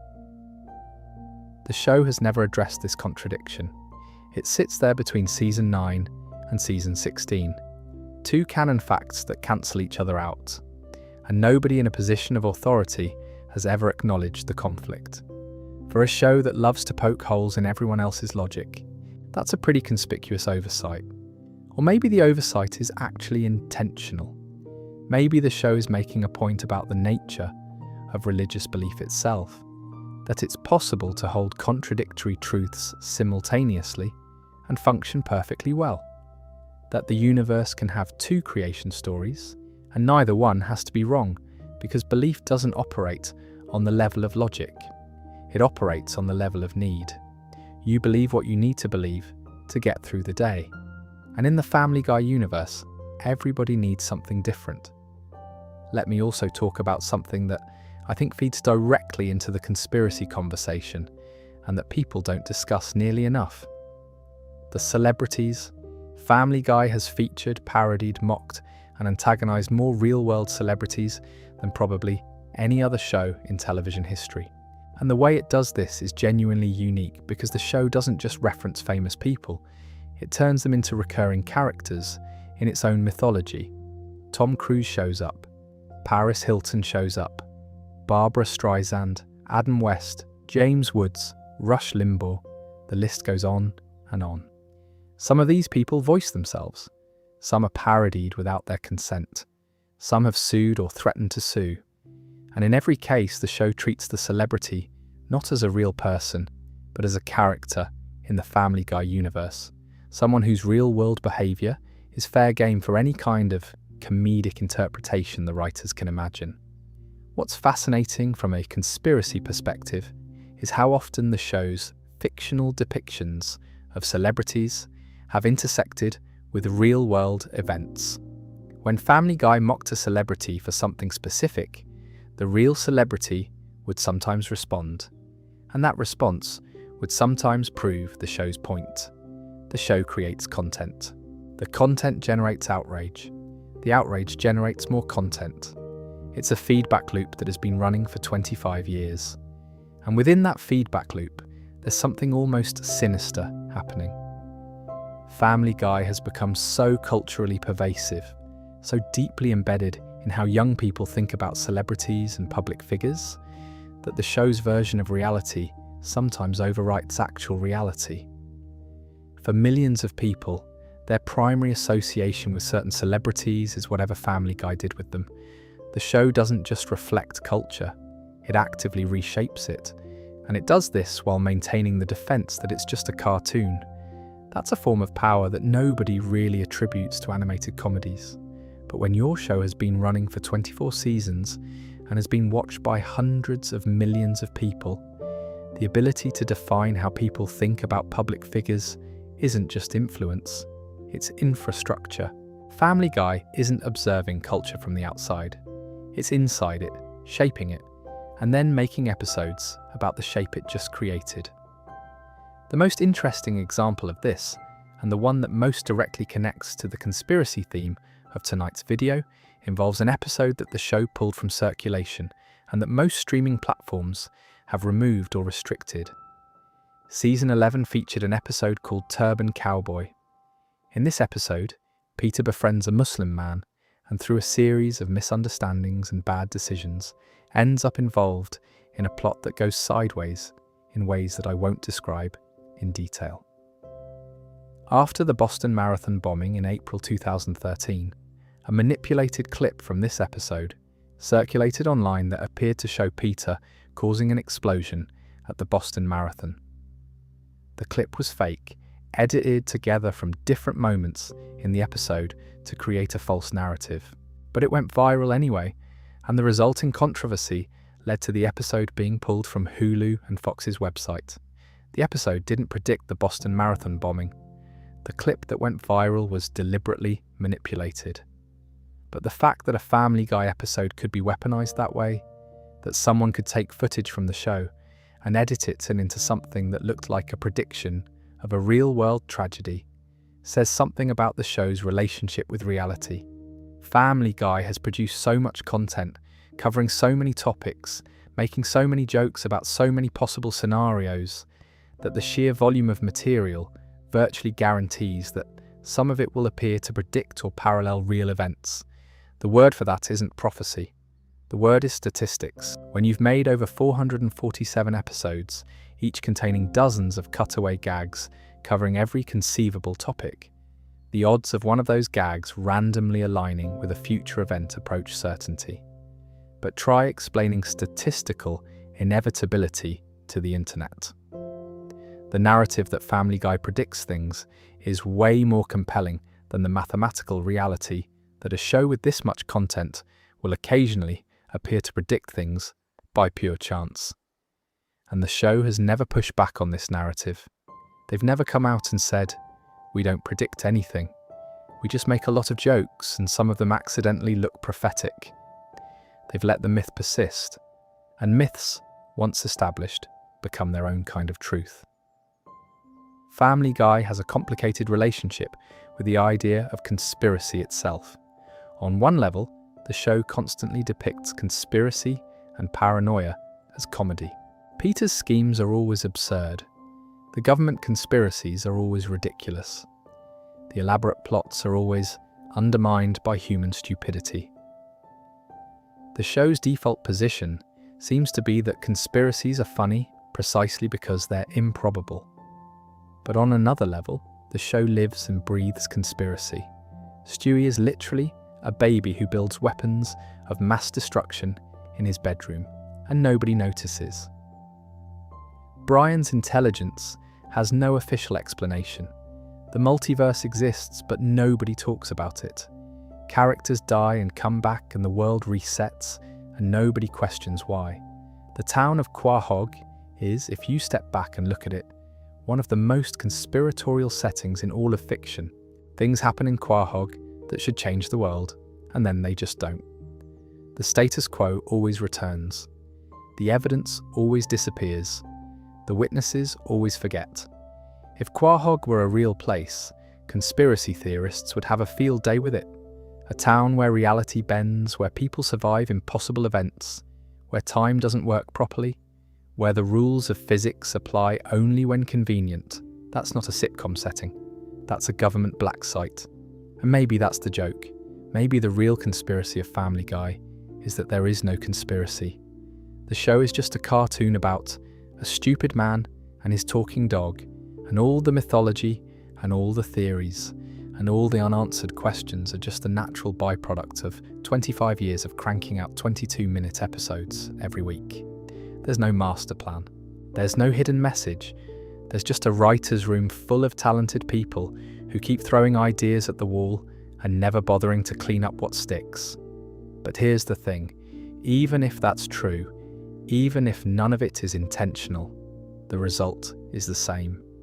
The audience has been given a world rich enough and strange enough, and internally inconsistent enough to support infinite interpretation. And the interpretation is its own kind of truth. When enough people believe a theory, when enough evidence accumulates, when enough connections form between episodes that were never meant to connect, the distinction between planned mythology and emergent mythology stops mattering. Family Guy didn't mean to create a universe with this many secrets, but it did. And those secrets, whether intentional or accidental, are real. They exist in the show's DNA, and the show's refusal to confirm or deny any of them is the most conspiratorial thing of all. Let me circle back to something I mentioned earlier tonight and spend some real time with it because I think it deserves more than a passing mention. The marriage between Peter and Lois Griffin. 25 years. Peter and Lois have been married for 25 years of airtime. And the thing that makes their marriage so interesting, from a conspiracy standpoint, isn't the fact that it has survived, it's the fact that it shouldn't have. Peter Griffin is, by any reasonable measure, the worst husband in the history of animation. He's forgotten their anniversary repeatedly. He's destroyed their house more times than anyone can count. He's gambled away their savings. He's endangered their children. He's started feuds with giant chickens that have leveled entire city blocks. He's been selfish, thoughtless, destructive, and occasionally, genuinely dangerous. And Lois stays. Now the surface explanation is simple. It's a cartoon.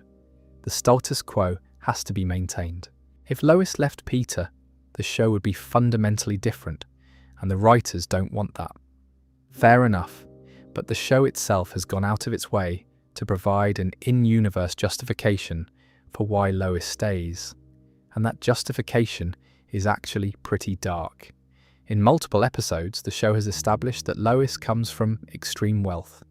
Her father, Carter Pewterschmidt, is a billionaire. Lois grew up in a world of privilege, power and control. Carter is domineering, manipulative, and emotionally cold. He runs his family like a corporation and treats his daughters like assets. Lois married Peter to escape that world. She chose a simple, stupid, harmless man, specifically because he was the opposite of her father. Peter couldn't control her because Peter can barely control himself. Peter couldn't manipulate her because Peter doesn't have the intellectual capacity for manipulation. In choosing Peter, Lois chose freedom.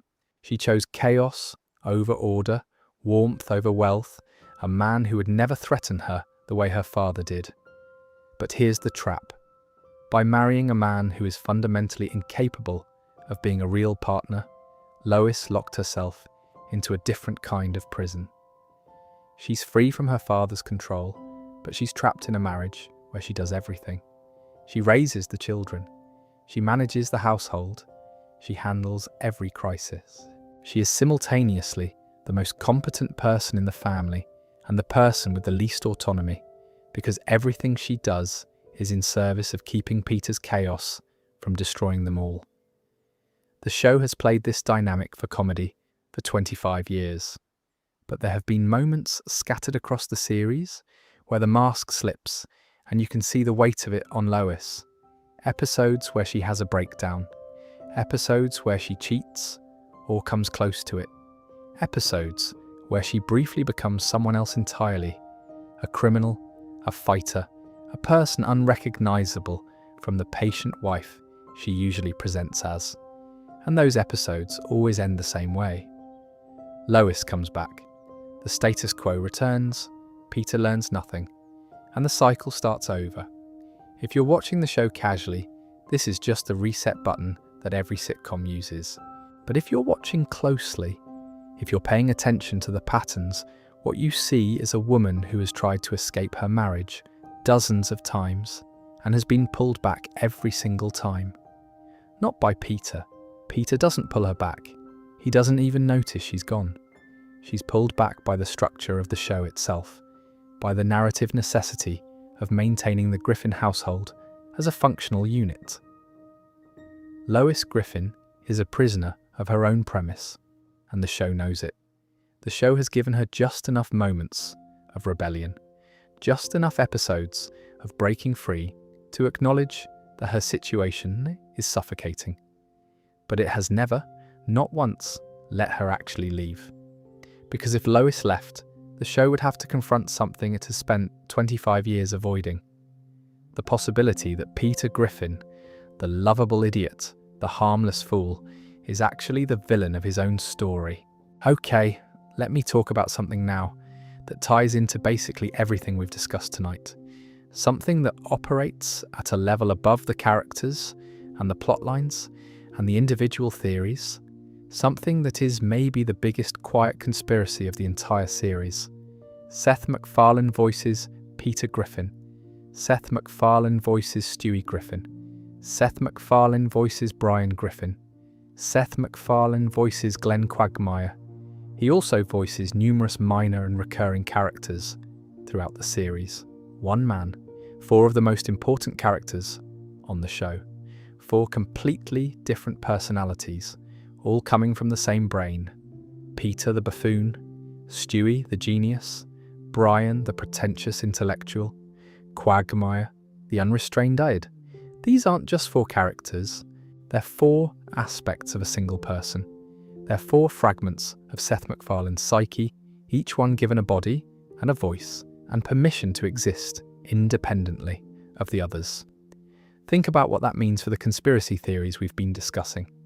The Big Bang episode, where Stewie creates the universe, was written and produced by Seth MacFarlane, and the character who creates the universe is voiced by Seth MacFarlane.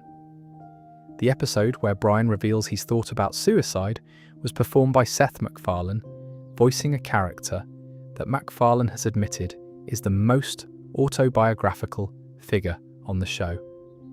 The voice of God, who has appeared in multiple episodes, is not voiced by MacFarlane, but the characters who interact with God, who challenge God, who exist in a universe where God's role is ambiguous. Those characters are all MacFarlane. There's a reading of Family Guy where the entire show is one man arguing with himself. Peter is MacFarlane's impulsive anarchic side. Stewie is his ambition and his intellect.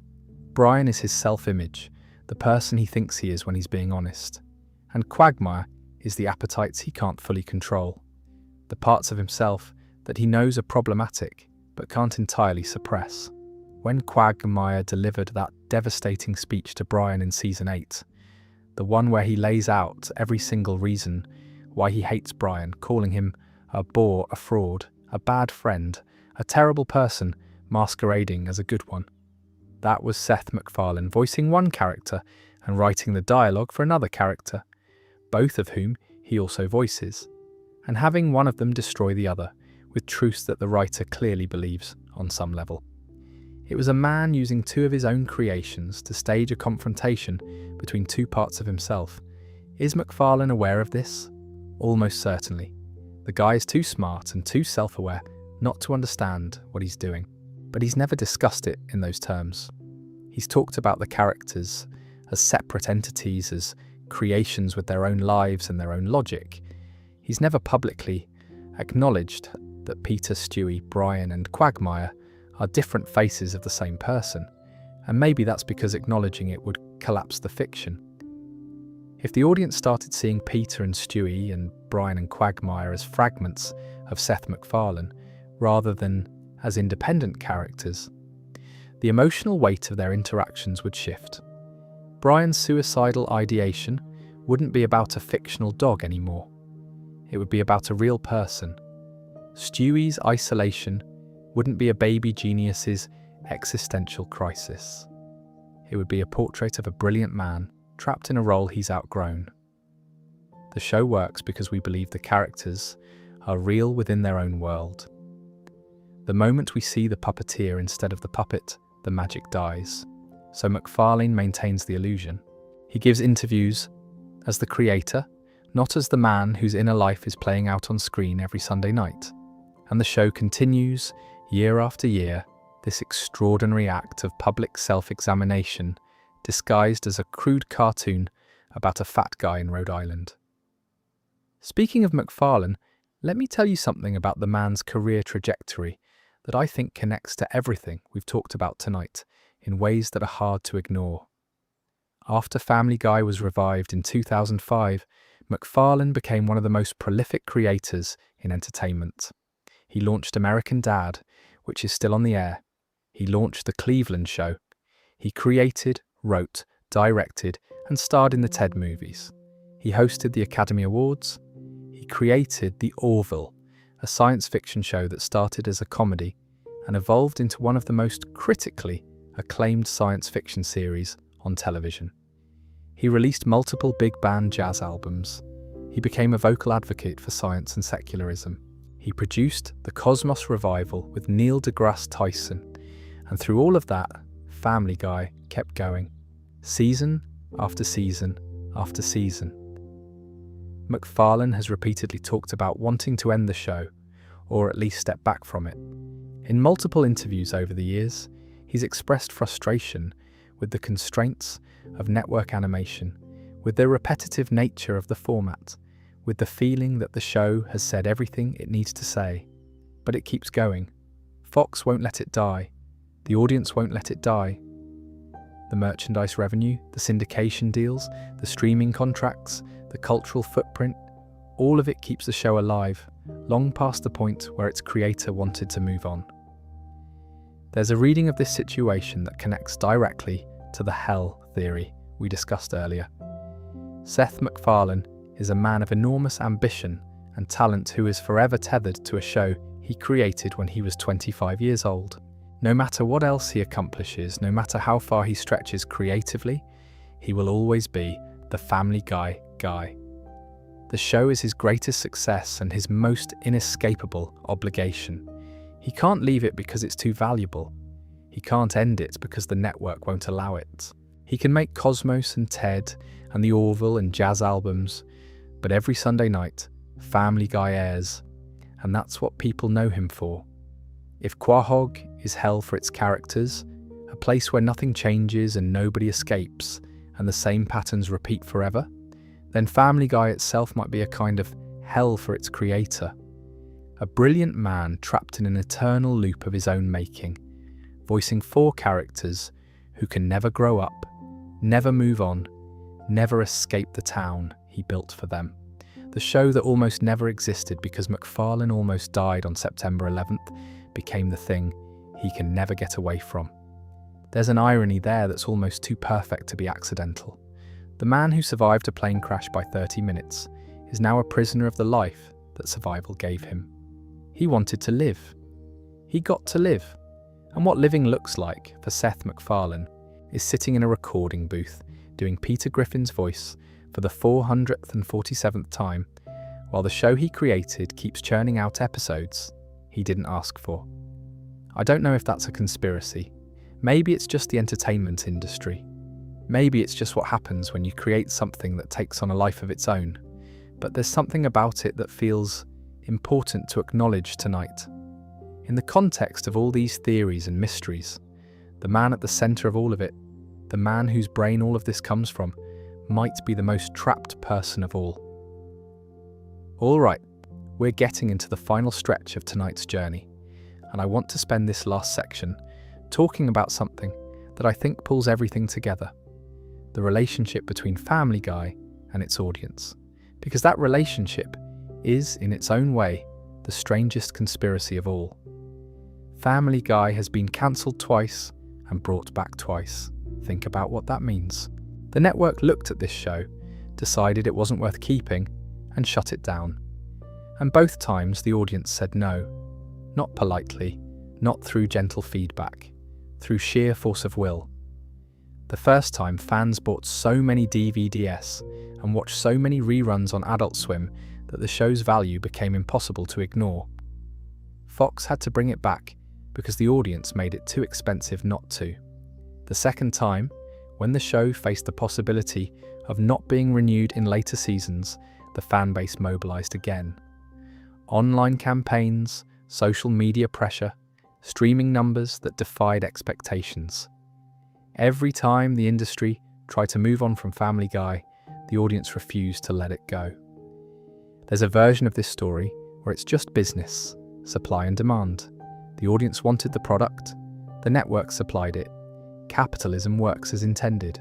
But I think there's something deeper happening. I think the audience's refusal to let Family Guy die reveals something about what the show actually provides that no other show can replace. Because here's the thing, Family Guy isn't the funniest show on television. It will tell you that itself. It isn't the smartest. It isn't the most critically acclaimed. It isn't the most prestigious. By almost every conventional metric that the television industry uses to evaluate quality, Family Guy falls short of shows that have come and gone while it keeps trucking along. So why does the audience cling to it so fiercely? Why does a show that critics have been declaring dead for over a decade still pull millions of viewers every week? I think the answer has to do with something that sounds simple, but is actually really rare in television. Familiarity without expectation. Family Guy is the only show on television where you can tune in knowing absolutely nothing about what's going to happen and being completely fine with that. You don't need to remember last week's episode. You don't need to follow a seasonal arc. You don't need to keep track of who's alive and who's dead, because the show itself barely keeps track of that. You just show up, and the show gives you 22 minutes of something. It might be hilarious. It might be offensive. It might be touching. It might be all three in the same scene. But it will be there. And it will be recognisably Family Guy. And that recognition is its own kind of comfort. In an era where every show demands your full attention, where streaming services expect you to remember plot points from 3 seasons ago, where prestige television has turned watching TV into a homework assignment, Family Guy asks nothing of you. It just wants you to sit down. It'll handle the rest. And I think that's why people listen to these kinds of videos at night. Not just because the content is interesting, although I hope it is, but because there's something soothing about spending time with something familiar. The Griffins aren't going anywhere. Quahog isn't going to change. Peter will still be at the Drunken Clam tomorrow. Stewie will still be plotting in his crib. Brian will still be writing his terrible novel. The world outside your window might be chaotic and unpredictable, but the world inside this show is frozen in amber, perfectly preserved, always there when you need it. That's not nothing. In fact, I'd argue that's everything. Let me tell you about something that happened recently that I think illustrates the show's relationship with its audience better than anything else could. Family Guy crossed the 400 episode mark. Most shows don't make it to 100. Many don't make it to 50. 400 episodes is a staggering achievement, and the show marked it not with some massive special event or celebrity guest extravaganza, but with a relatively normal episode that happened to be the 400th one they'd made.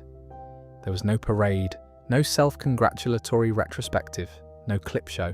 They just made another episode, the way they've been making episodes for a quarter century, and moved on to 401. And I think that restraint says something important. Family Guy knows what it is, The show has accepted that winning over the critical establishment probably isn't in the cards at this point. The show will never be The Wire or Breaking Bad or whatever the prestige flavour of the month happens to be. It's accepted its identity as a show that shows up every week, does its thing, and doesn't apologise for what it is. There's a kind of humility in that, even though humility is probably the last word anyone would associate with Family Guy. The show has stopped trying to prove itself. It's stopped chasing awards or critical validation. It just makes episodes. And the audience, the people who've been watching since 1999, the people who discovered it on Adult Swim at 2 a.m, the people who found it on streaming during the pandemic and binged 100 episodes in a week. That audience keeps showing up too. There's a conspiracy theory about the audience itself, by the way, and I think it's worth mentioning even though it's less about the show and more about the culture around it. The theory is that Family Guy has two completely separate audiences that don't interact and don't watch the show for the same reasons. The first audience watches Family Guy as comedy. They're there for the jokes, the cutaways, the celebrity impressions, the offensive humour, the absurd scenarios. They watch, they laugh, they move on. They don't think about continuity or mythology or hidden meanings. They just want to be entertained for 22 minutes.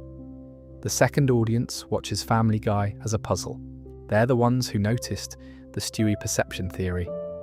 They're the ones who mapped out the Big Bang timeline.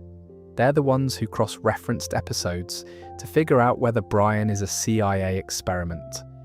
They watch the same show as the first audience, but they're having a completely different experience. They're not just watching comedy, they're excavating it, and the show serves both audiences simultaneously, without either one knowing the other exists. The comedy audience never notices the hidden layers, because those layers are invisible unless you're looking for them. The conspiracy audience never fully engages with the comedy because they're too busy looking for patterns. Both audiences are completely satisfied, and neither one has the complete picture. That's a trick that very few pieces of art have ever pulled off. The ability to mean two completely different things to two completely different groups of people, and to satisfy both, and to never reveal which interpretation is the intended one. Family Guy does it every week. It's been doing it for 25 years, and the fact that it does it accidentally, or at least appears to do it accidentally, might be the most impressive thing about it. Let me wind down now, because we've been at this for a while, and I can tell the night is getting heavy. If you've made it this far, genuinely, thank you. Thank you. That means a lot. Let me see if I can tie a bow on everything we've talked about tonight, or at least gather all these threads into something that feels coherent. Because I realise we've covered a lot of ground, and it might feel like we've been bouncing from theory to theory without a clear through line. But I think there is one, and I think it's this. Family Guy is a show about chaos. It always has been. From its very first episode, the show has been about a world where nothing makes sense, where the rules change constantly, where characters can die and come back, and nobody acknowledges the contradiction. It's a show where a baby can create the universe, and a dog can write novels, and a man can fight a giant chicken for 20 years, and nobody thinks any of this is strange. On the surface, that chaos looks like laziness. It looks like a show that doesn't care about continuity or logic or the basic rules of storytelling. And for a long time, that was the critical consensus. Family Guy is sloppy. Family Guy doesn't care. Family Guy just throws stuff at the wall. But here's what I think tonight has shown. The chaos isn't random. It's patterned. There are structures underneath it. There are connections between episodes that were made 15 years apart. There are character arcs that span decades, even though the show pretends not to have character arcs.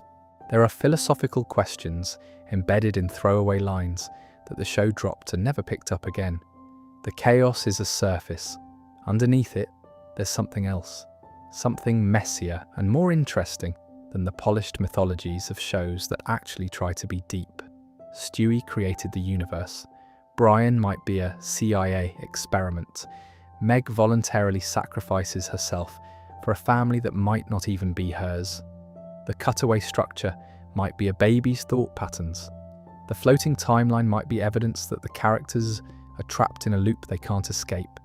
The man who created all of it almost died before any of it existed. These aren't random facts, they're pieces of something.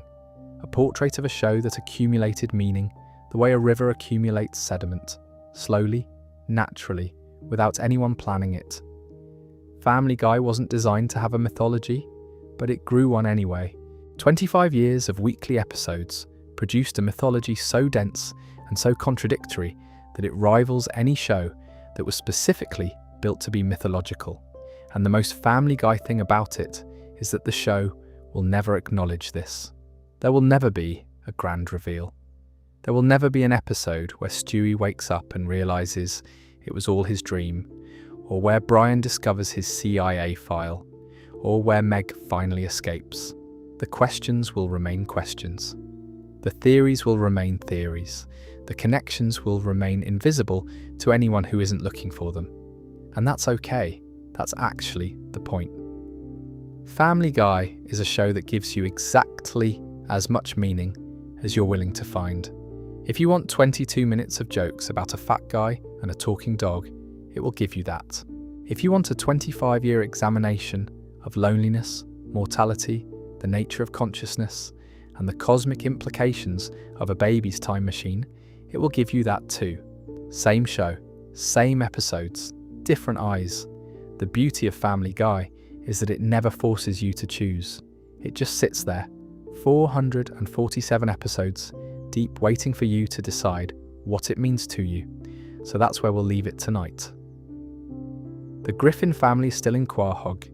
Peter is still at the Drunken Clam. Stewie is still in his crib, plotting whatever a baby genius plots at this hour. Brian is still on the couch with a martini, probably thinking about his novel. Lois is holding it all together the way she always does.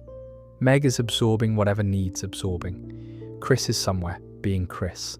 And Seth MacFarlane is somewhere too, probably thinking about the next episode, probably wishing he could take a break, probably knowing that the show will outlast his desire to make it because it always has.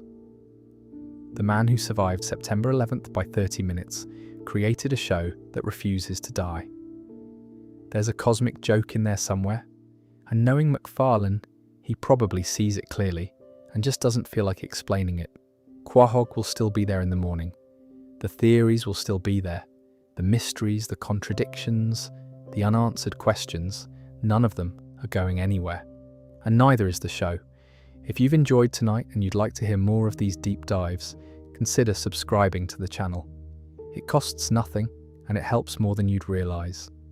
And if you want to share your own Family Guy theories in the comments, I'd love to read them. Some of you probably noticed things tonight that I missed, and I'm always looking for new rabbit holes to explore. But for now, it's late. Your eyes are probably heavy. The pillow is probably doing most of the work at this point. And that's fine. That's what nights like this are for. To let the stories carry you somewhere soft, while the world outside goes quiet for a while. Thanks for spending tonight with me. I really do appreciate it. Sleep well. And remember, somewhere out there, in a fictional town in Rhode Island, a baby is building a time machine, and a dog is writing a terrible novel, and a fat man in a white shirt is fighting a chicken over an expired coupon. And none of them know we're watching. Good night.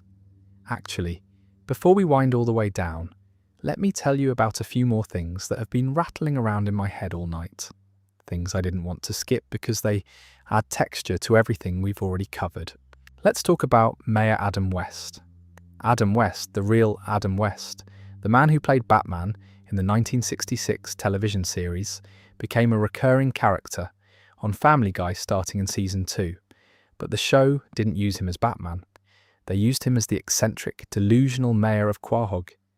And the genius of it was that Adam West voiced himself, playing a fictionalized version of himself that was nothing like the real person, but somehow felt completely authentic. Mayor Adam West was paranoid, irrational, obsessed with bizarre conspiracies of his own, and absolutely beloved by the show's fan base. He'd go on rants about his cat being an enemy spy. He'd declare war on random household objects. He'd make executive decisions based on hallucinations. And through it all, the real Adam West played him with such commitment and warmth that the character became one of the most genuinely lovable people in all of Quahog. When the real Adam West passed away on June 9th, 2017, at the age of 88, the show did something it almost never does. It acknowledged the loss. The show dedicated an episode to him and retired the character. They didn't recast him. They didn't replace him with a different mayor played for laughs. They let Mayor Adam West die with the man who created him, which in the context of a show that has resurrected characters through time travel and multiverse shenanigans was a remarkable act of restraint. The message was clear. Some things, even in a universe where nothing is permanent, deserve to stay gone.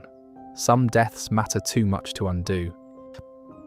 Adam West's passing was treated with a dignity that the show rarely extends to anything, and the fact that they chose this moment to exercise that dignity tells you exactly how much the real person meant to the people who made the show. There's a conspiracy angle here too, though it's a gentler one. Mayor Adam West existed in a show where reality is constantly questioned. He was a man who saw conspiracies everywhere, who believed impossible things, who treated the absurd as ordinary. In a way, he was the audience surrogate for everyone watching tonight. He was the person inside the show who looked at Quahog and said, "Something strange is going on here," even if his specific theories were always hilariously wrong. He was right about the big picture, even when he was wrong about every detail. And now he's gone. The one character who questioned reality is the one character who can't come back. Make of that what you will. Let me also address something that fans have been compiling for years and that feeds directly into the prediction conspiracy we touched on earlier. The internet is full of compilation videos with titles like Time's Family Guy predicted the future and Family Guy predictions that came true. These videos typically string together moments from old episodes that appear to anticipate real-world events. A joke about a celebrity that preceded a real scandal. A throwaway line about a political event that hadn't happened yet. A visual gag that coincidentally resembled something that would later make the news. And I want to be honest with you about this because I think honesty is more interesting than hype. Most of these so-called predictions don't hold up to scrutiny. When you actually watch the full episodes rather than the cherry-picked clips, the connections are usually loose, coincidental, or require you to ignore the context that makes the similarity disappear. And this is the part that's genuinely interesting, some of them are harder to dismiss. The show made jokes about certain celebrities years before those celebrities faced public scandals. Now the show's writers are plugged into Hollywood. They hear rumours, they know people. It's entirely possible, even likely, that some of the show's most seemingly prophetic moments were based on insider knowledge rather than psychic ability. The show made a joke because the writers knew something the public didn't yet, and when the public finally caught up, the joke looked like a prediction. That's not prophecy. That's gossip turned into animation. But it does mean something. It means Family Guy has been functioning for 25 years as a kind of coded Hollywood newsletter. Information that couldn't be published in traditional media because of legal concerns or lack of evidence could be packaged as a joke and broadcast to millions of people. Nobody could sue the show for making a cartoon about a fictional scenario that happened to resemble a real situation. Comedy provides cover that journalism doesn't. Is the show doing this intentionally? Probably sometimes. Probably not always. But the result is the same. Family Guy's archive of 447 episodes contains an enormous amount of culturally relevant material that, viewed in hindsight, appears to document things that hadn't publicly happened yet. Whether that documentation is deliberate or coincidental depends on the specific joke, but the cumulative effect is undeniable. The show's back catalogue is a time capsule of American culture, and some of what's in that capsule was ahead of its time. And one more thing before I really do wind down, because I think this connects to the larger picture in a way that's worth noting. Family Guy and The Simpsons have had one of the longest running rivalries in television history. The shows have directly acknowledged each other multiple times. There was even a crossover episode, The Simpsons Guy, where the Griffin family ended up in Springfield, and Peter and Homer had a fight that leveled multiple city blocks in classic Family Guy fashion. But the rivalry reveals something interesting about Family Guy's self-perception. The Simpsons is treated by the industry and by most critics as the gold standard of animated comedy. It was first, it was groundbreaking, it changed television. Family Guy came along a decade later and was immediately accused of being a Simpsons knockoff. That accusation has followed the show for its entire existence, and the show's response to that accusation tells you a lot about its personality. Family Guy didn't deny the comparison. It didn't get defensive. It leaned into it. It made jokes about being a Simpsons ripoff. It parodied the comparison directly. It turned the rivalry into content, which is the most Family Guy response imaginable. Take the thing that threatens you, turn it into a joke, and profit from the joke. But underneath the comedy, there's something real. Family Guy has always existed in The Simpsons' shadow. Every achievement comes with an asterisk. Every milestone is compared to The Simpsons' corresponding milestone. The show can never simply be itself. It's always defined in relation to its predecessor. And that might be why the show developed such a complicated, layered mythology. Not because it was trying to compete with The Simpsons' relatively straightforward storytelling, but because it needed to differentiate itself. The Simpsons has Springfield. Family Guy has Quahog. But Quahog has time travel, multiverse theory, a baby who created the cosmos, a CIA conspiracy connecting two shows, a floating timeline that might be evidence of cosmic imprisonment, and 25 years of unresolved mysteries. The Simpsons never needed any of that because it had cultural primacy. Family Guy built its mythology because it needed something The Simpsons didn't have. It needed to be deeper, even if the depth was accidental, even if the mythology was emergent rather than planned. In trying to be different from The Simpsons, Family Guy became something genuinely unique, a show that generates meaning through volume and contradiction rather than through careful design. An accidental mythology factory, a conspiracy machine that doesn't know it's a conspiracy machine. And now, for real this time, I'm going to let us wind down. Take a deep breath. Whatever position you're in right now, let yourself sink a little deeper into it. The night is getting late, and the stories are settling into the quiet space between waking and sleeping, which is exactly where stories like these belong. We started tonight talking about a missed flight and a hangover, about the randomness of survival and the weight of what comes after. We travelled through time with a baby genius, explored the possibility that nothing we see on screen is real, sat with a dog who thought about ending it all in a bank vault, and wrestled with the idea that the creator of this entire world might be more trapped by it than any of his characters. Family Guy isn't supposed to be this deep. It's a show about a fat man in Rhode Island who gets into fights with poultry. But depth doesn't care about intention. Meaning accumulates, whether you want it to or not. And after 25 years, 447 episodes, and more cutaway gags than any human being could possibly count, the meaning has accumulated into something that looks a lot like mythology. Not planned mythology, not the kind you find in shows that were designed from the ground up to reward close viewing. Organic mythology, the kind that grows in the spaces between episodes, in the silences between jokes, in the contradictions that nobody bothers to resolve, because resolving them would be less interesting than leaving them open. Quahog is still there.